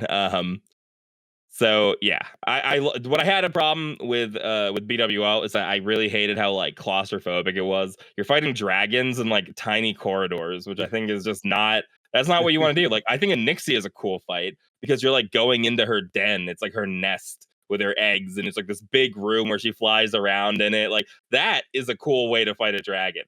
Fighting a dragon in a hallway is Well, like and it's so weird. I think about that, like, okay, so you're talking about Fire Maw, right? I'm talking about Fire Mob, but I'm also talking about like, I mean, yeah, Fire Mob, but So Ebon Rock and Flame Gore are basically in the same kind of situation. let me give you something. I don't know. I've never seen anybody kill Fire Maw in a different location. Like it was the first thing that worked well for many people back in vanilla and it just stuck. We never tried pulling it anyplace else. You know what I mean? Like it would have been interesting to like actually do it differently in a different way. You know what I mean? Like you see Yeah. what I'm saying? Like Yeah, well, it definitely makes you wonder where it was intended to be pulled. Because that's exactly what I wonder. yeah, like surely when they make a boss, they think like this is where it will be pulled. Like maybe they thought we'd pull it back into the last room, or like who knows? Or Because we this would use cat one was of the really big. other walls, or something like Yeah, inside there. yeah, you don't get that much these days. I feel like even starting in TBC, it's like kind of clear the way you're supposed to do a lot of bosses. Vanilla was definitely like every way we did a boss was like someone had to figure this out at some point. Yeah. You were like teasing every boss fight, like you just do it like this.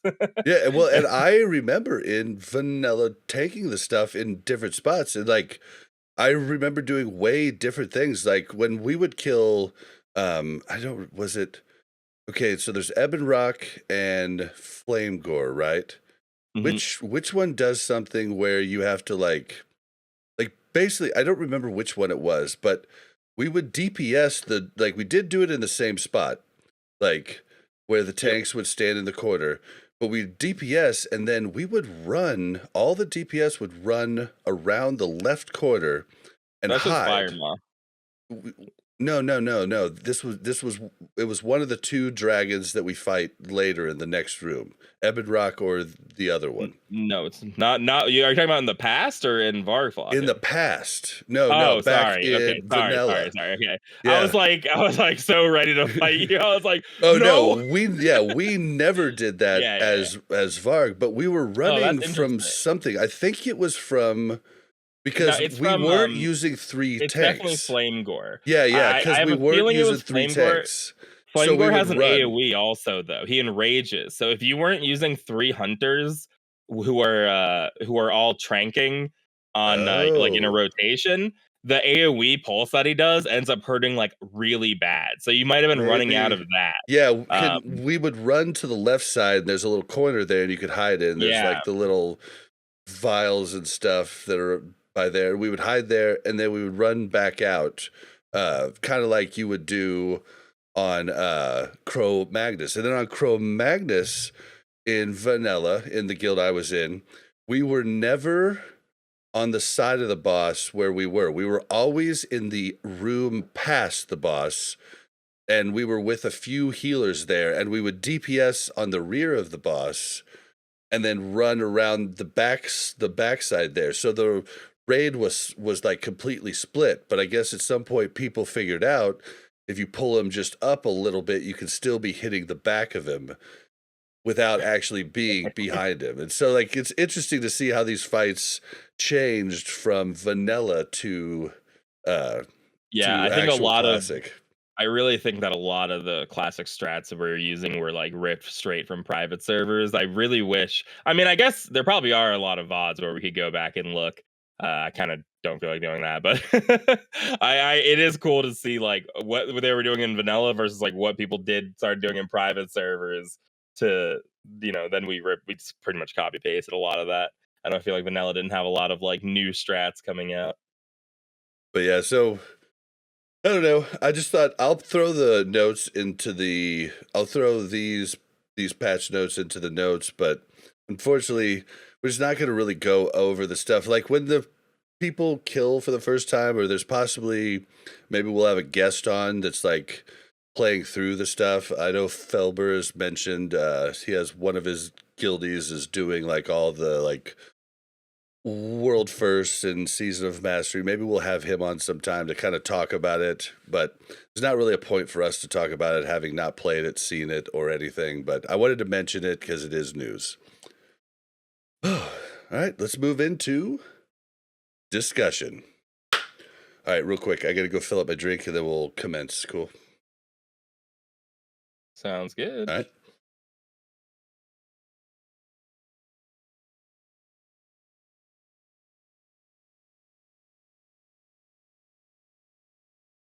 Well, hey everybody, how's everyone in the chat doing tonight?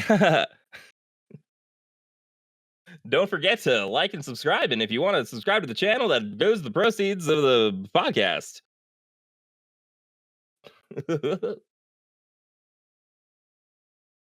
Dork. Dang, that came through. You made it.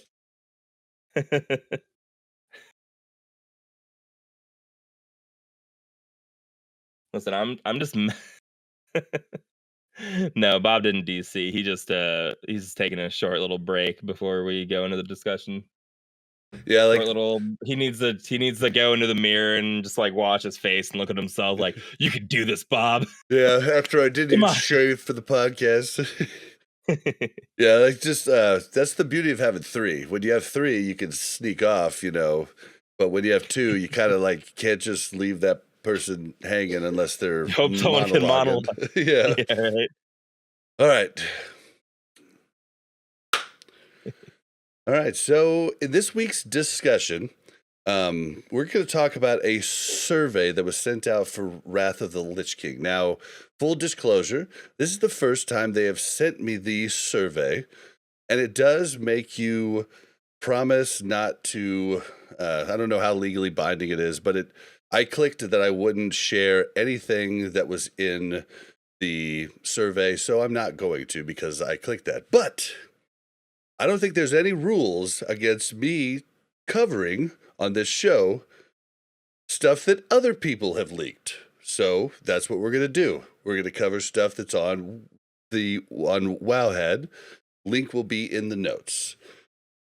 All right. Yep. Let's talk about it. Did you get this survey, or you still No, left but out too? don't you have to check? Don't you have to say you're willing to get surveys or something? I certainly have not checked off anything.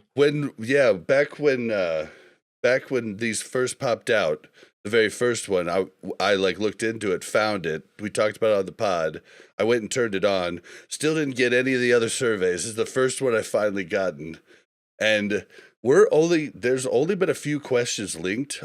I will let you know. There was a ton of questions. It took me a good like 30 to 40 minutes to actually fill the entire thing out. So these are just specifically for a few different things. Can't disclose any information about what the other questions were about, but let's just talk about these. So you want to just jump into the first one? The first one's interesting. It's, did you play World of Warcraft, Wrath of the Lich King, Watlick, when it originally released between 2008 and 2010? So was this on the TBC survey? I don't remember. It's interesting though that they are asking if you're Are not an just OG. if you're interested, but yeah. Are you OG? Are you legit, or are you one of those filthy private server players, or are you someone who Yeah, didn't do it at all, you know? which I think is actually pertinent information, because something I've learned coming back to Classic, the private server crowd is so different than the hardcore crowd of vanilla.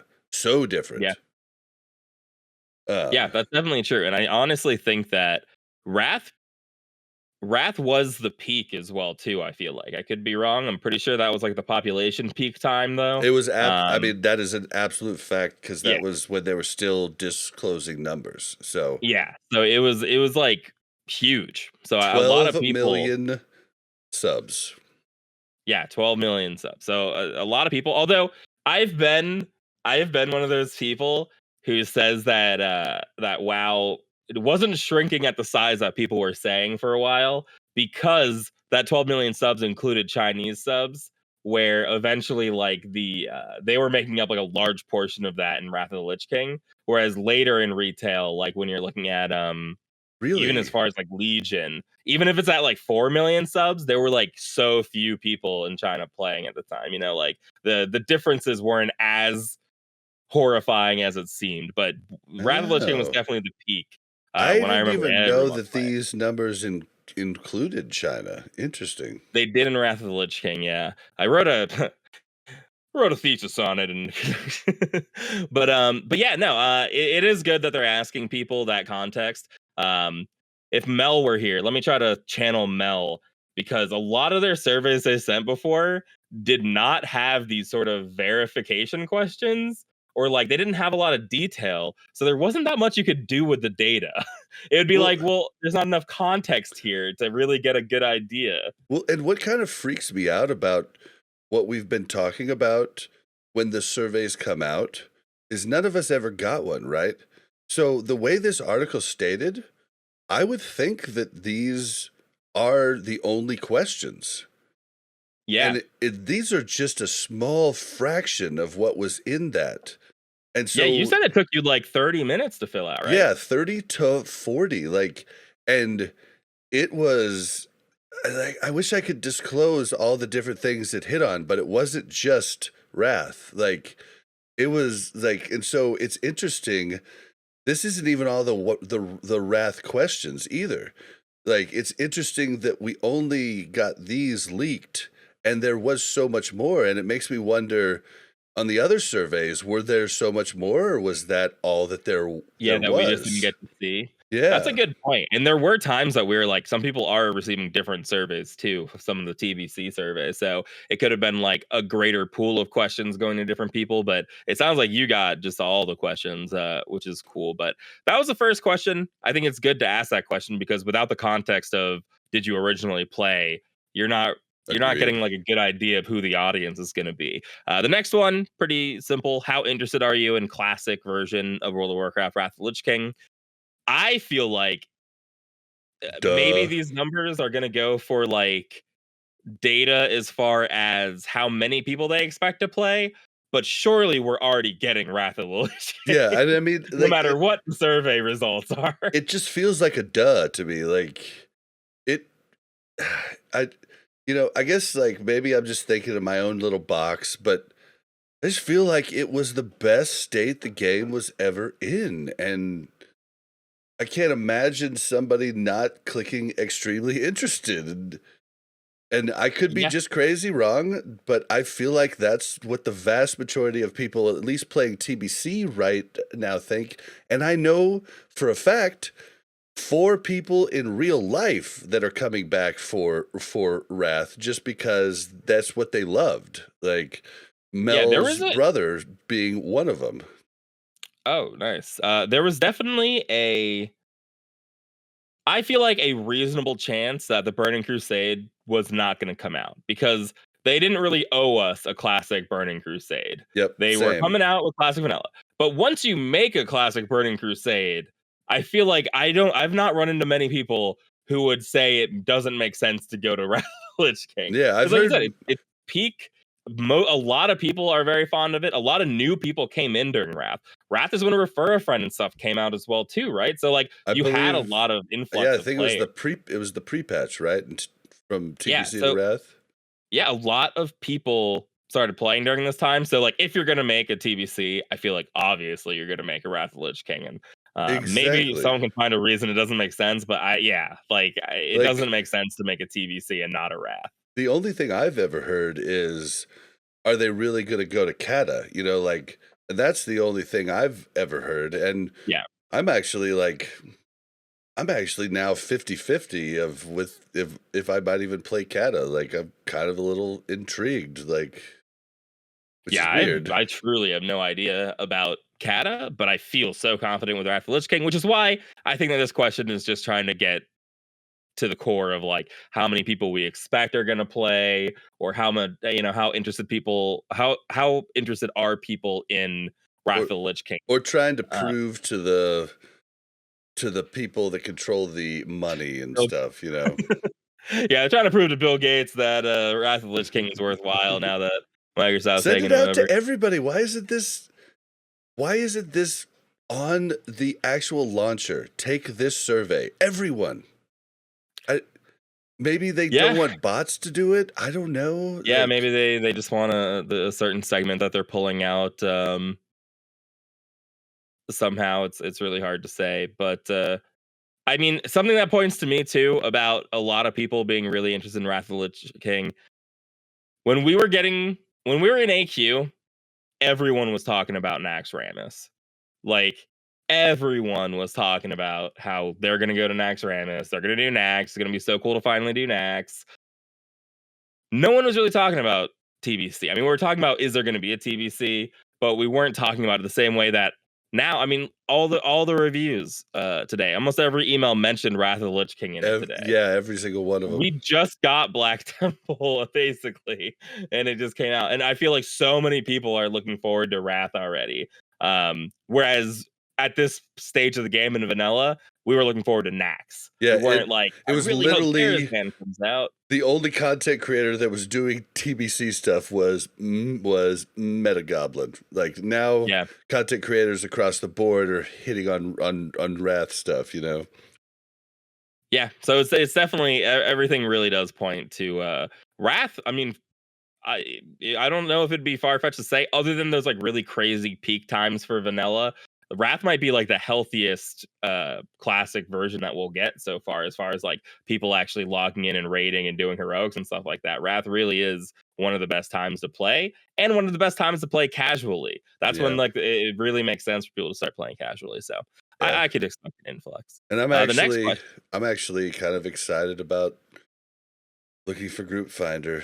I'm just hoping I'm hoping they do what we talked about with Scotty J, where it gives a good 10-minute buffer trying to find a group on your server, and then it jumps to the other servers.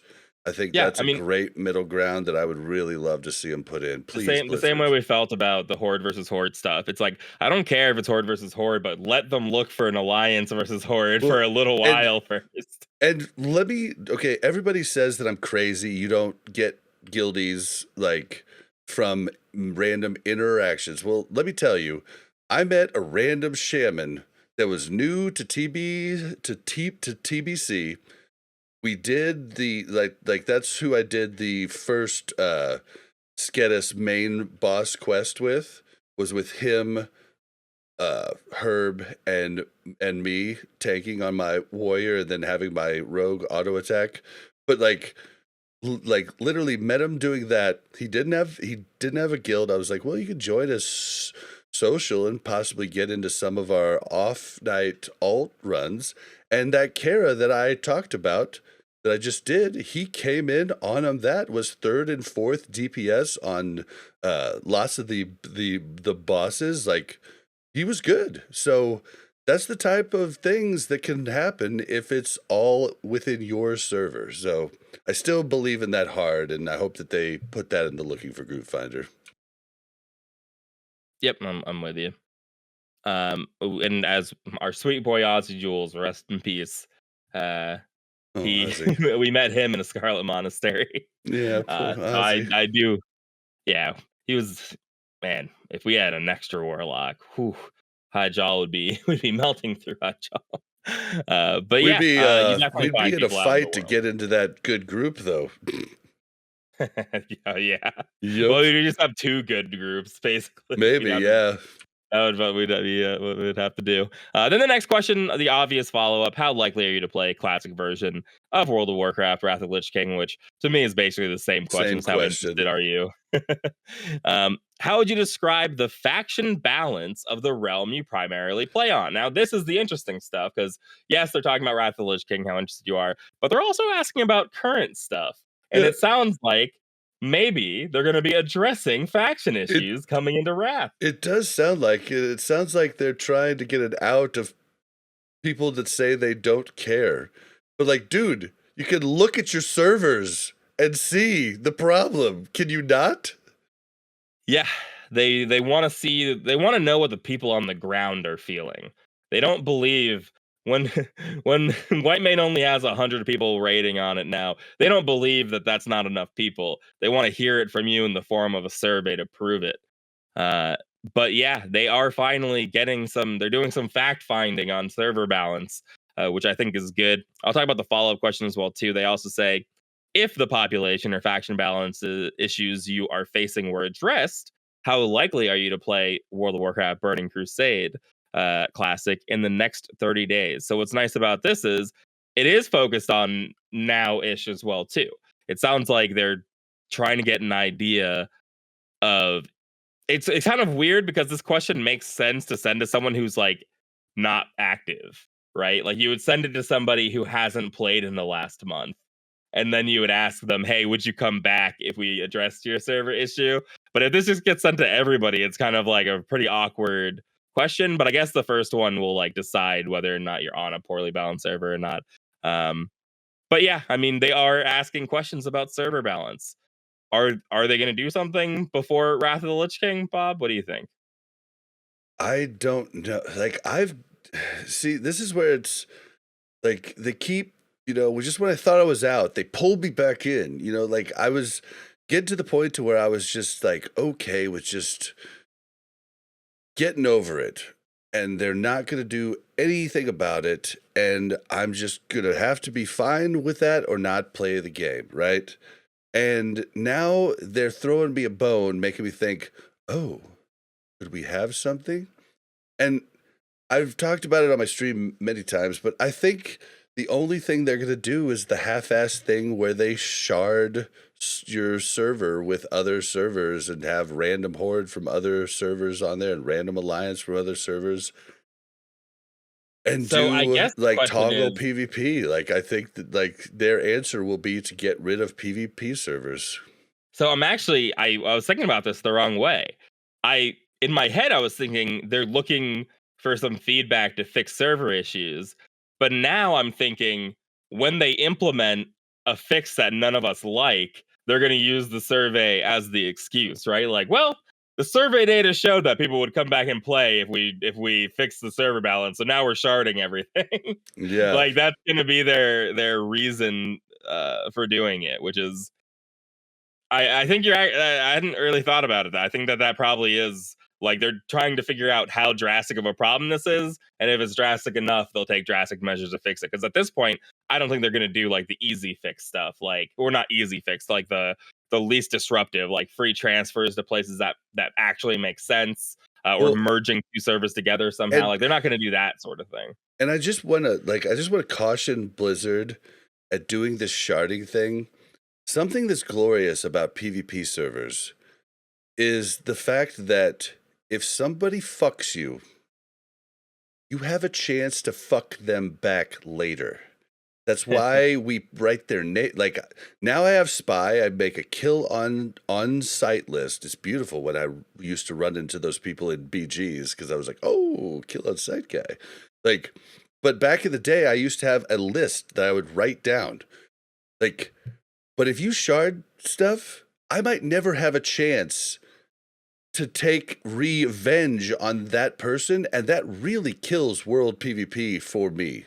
Like I don't know if other people just like BGs are for going up against random people. World PvP is for real. Like that's where it counts. That's where like I am That's where going, the if I true see hatred you is. out there, I'm going to make sure you can't get your daily done because you did this to me. That is the beauty of world PvP. And if you do the sharding thing, it is not world PvP. It's just toggling battlegrounds on in the world.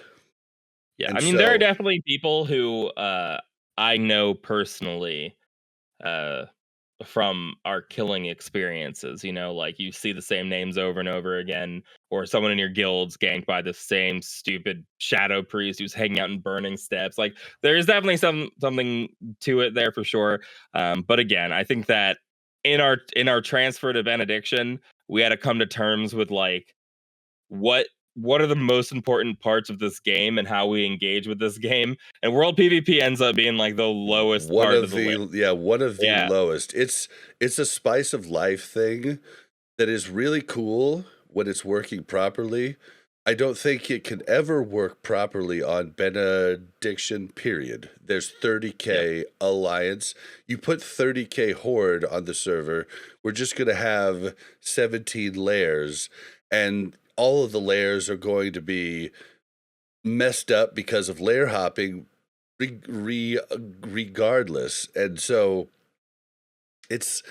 there's no fix now, unfortunately, a fix that would be proper for us. Like, it would have had to been done when they killed the dead servers. They would have had to fill other servers instead of letting the pack servers pack up. There would have had to been a lot of like flipping switches and changing knobs during that time. That month or 5-week period was the time that you could have made impactful change, but you didn't. And so there's no chance now. There's no way to fix Benediction. Like, there's no way to fix Faralina. It's unfortunate, and that's doing a fix going into Wrath is not going to have the same effect it would have fixing it into TBC, because all the servers are already dead. So it's not the same. It's nice that they are looking into some solutions. My only real big takeaway from this is I just want to see the results. Like, I just want to see what people say. What's wrong with releasing some of this publicly? You know, even if you get rid of the stuff that makes the game look bad, some of this information, like you said, there were a lot of questions on there that we're not supposed to share publicly or whatever. I don't think anything was crazy in there, but it would be nice just to see some of that. Yeah, and like, if you just would have told me, like, send one, if you don't want us to share it publicly, send content creators specifically ones that we can share, and then let us poll our communities and find out everybody's answers and help us help you. Like, we don't know all the answers. We talk our opinions, and we try to get, the pulse of the community, but we can't get it all. Like, and you can't either, but together maybe we can. Like, help us help you. And like, we're one of the smaller ones. We're a podcast community. Like, lots of people don't interact with the podcast besides yelling at us on their morning commute that we're wrong. But like, there's tons that could help you, and you're just not taking advantage of that reach. So I would say, like, make it public. I think you're definitely right. Yep.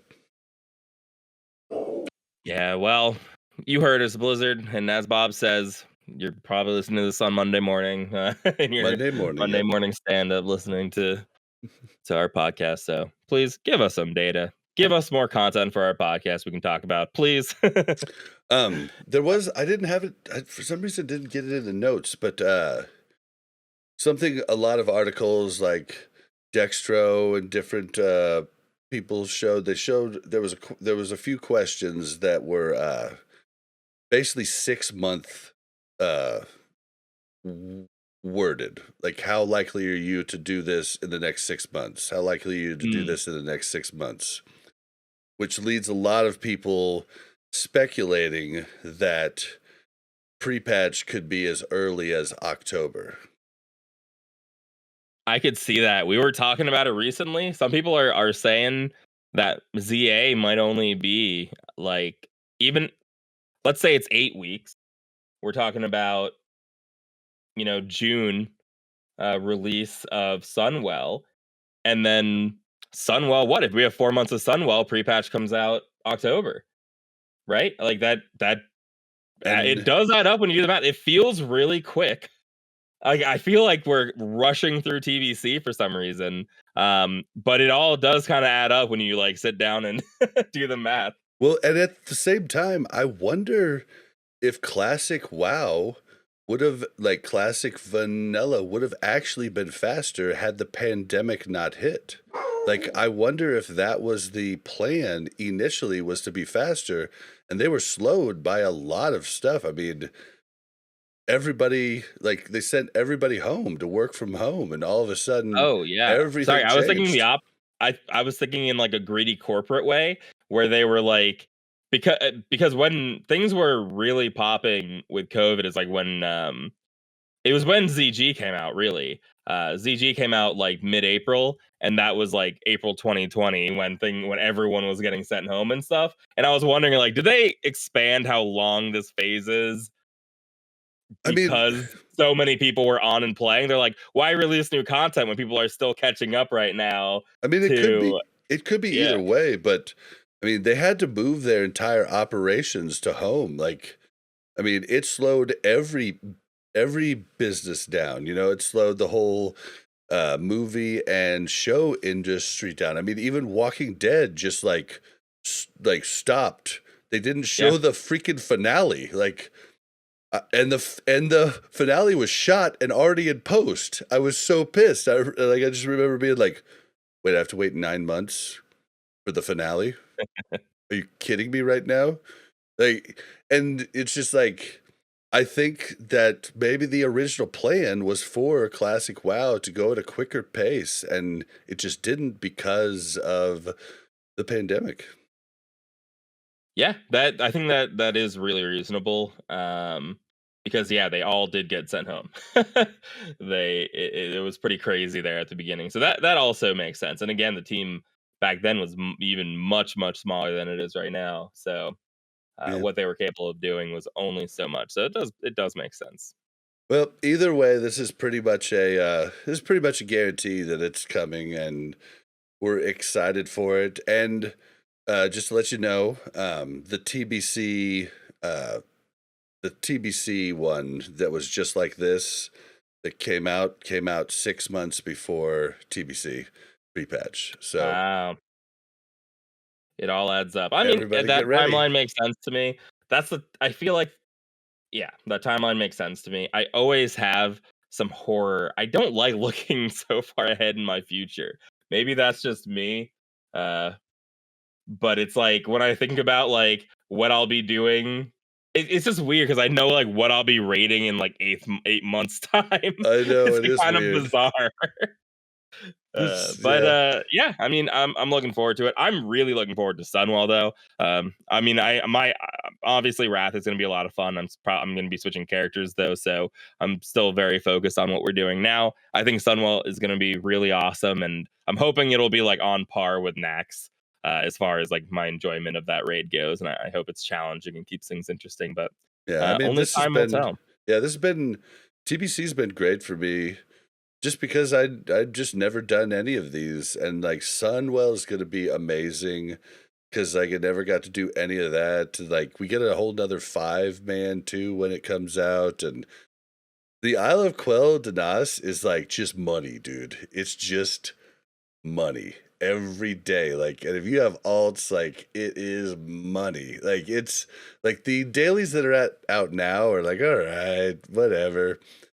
But all of the Isle of Quell Danas ones are just on point. Like, Yeah, I it's a good remember tough fun time.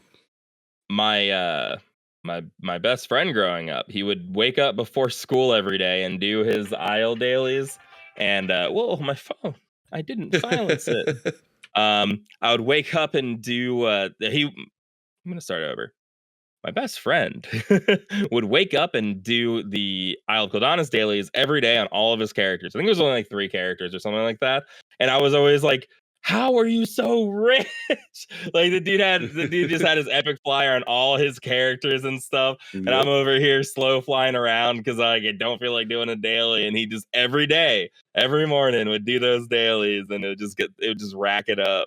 Oh, dude, and unfortunately, I'm not gonna get the fun times of fighting the opposite faction that I did before, but the dailies were still fun regardless. Like, now I'm just gonna be able to do them solo. Like, we used to always have to go in, like, a group of 3, and we would just, and I was always PvP, geared, like, 'cause that's all I did throughout TBC, so I definitely, like won all of these matchups, and Mel was, behind me healing, and so it was definitely a good time. But I think it's still going to be a good time without the PvP part, and it is a lot of dough. Like, it really is, and you get so many dailies in one spot. And they're pretty easy. Like, I don't know. It's the best group of dailies I ever did throughout all of WoW, even including Wrath. Like, there's nothing that compares to the Isle of Quell Danas. And so I'm excited to build up cash and get ready for Wrath with that cash. So it's going to be a Definitely a good lot to time. look forward to. All right, man. Well, wasn't that short of an episode, right? Nope. We managed somehow. Oh man. All right, well, It's that dang raid progression. You can go in so many tangents during that segment because you can just talk yep, about anything. Like, that's the time to talk about your class. That's your time to talk about like gear. So it really does. It's the variability of that segment. can be crazy. And like, if we had had Mel on, it probably would have been another 3-hour episode, right? Oh yeah. Yep. All right. Well, don't forget to follow us on Twitter at WC Reloaded. You can also follow the Mash Those Buttons Network at the Mash Network. If you want to send us an email and spark tangents just like today, send those to wcrpodcast@gmail.com. If you want to join the Discord and interact with the host, you can do so by going to mash.gg/Discord. Make sure to ping us. How can you help the pod? You can help the pod by leaving reviews on Apple Podcasts. You can leave reviews on warcraftradio.com/directory. You can leave stars on Spotify, and you could tell your guild about us. That's the best way to do it. Just tell people about the pod, and that is honestly the best way. Oh, in addition to that, you can also support us on Patreon. Go to mtb.gg/support. You'll see every way that you can support the show and mash those buttons. The Patreon, you can choose a tier, and you choose us. And for $1.25 an episode per month, you can support us and help us grow, help us pay to keep the lights on. We should be having merch sometime in the future soon. Any artist wants to give us free art for that merch, we'll put it on a shirt for you. Send those to us at our email. And then there's also Humble Bundle links and everything else. I'm so bad at the Patreon thing. I try, though. Mel did a much, much better job last week. Hopefully she's back next week to save me from doing that, because I hate asking for money. All right, where can we find you, Yip? You can find me on Twitter, Twitch, and YouTube at The Yip Show. Awesome. And you can find me on Twitter at Blazin_Bob. That's BLAZZIN_BOB. You can find me streaming quite often and always streaming our raids Tuesdays and Thursdays at Blazin Bob on Twitch. Woo! Let's get out of here. It's time to play some Overwatch. I got to get a little bit of food in me, and then I'll be ready to I'm roll. like, all right, perfect. Just enough time to go eat, chill out for a second, then Overwatch time. Gotta kick all of our guildies' butts. Yep, we got to get practiced up, because the Overwatch 2 beta will be coming soon, and I'll be streaming that too, so it's going to be a good time. All right, bye. Bye, guys.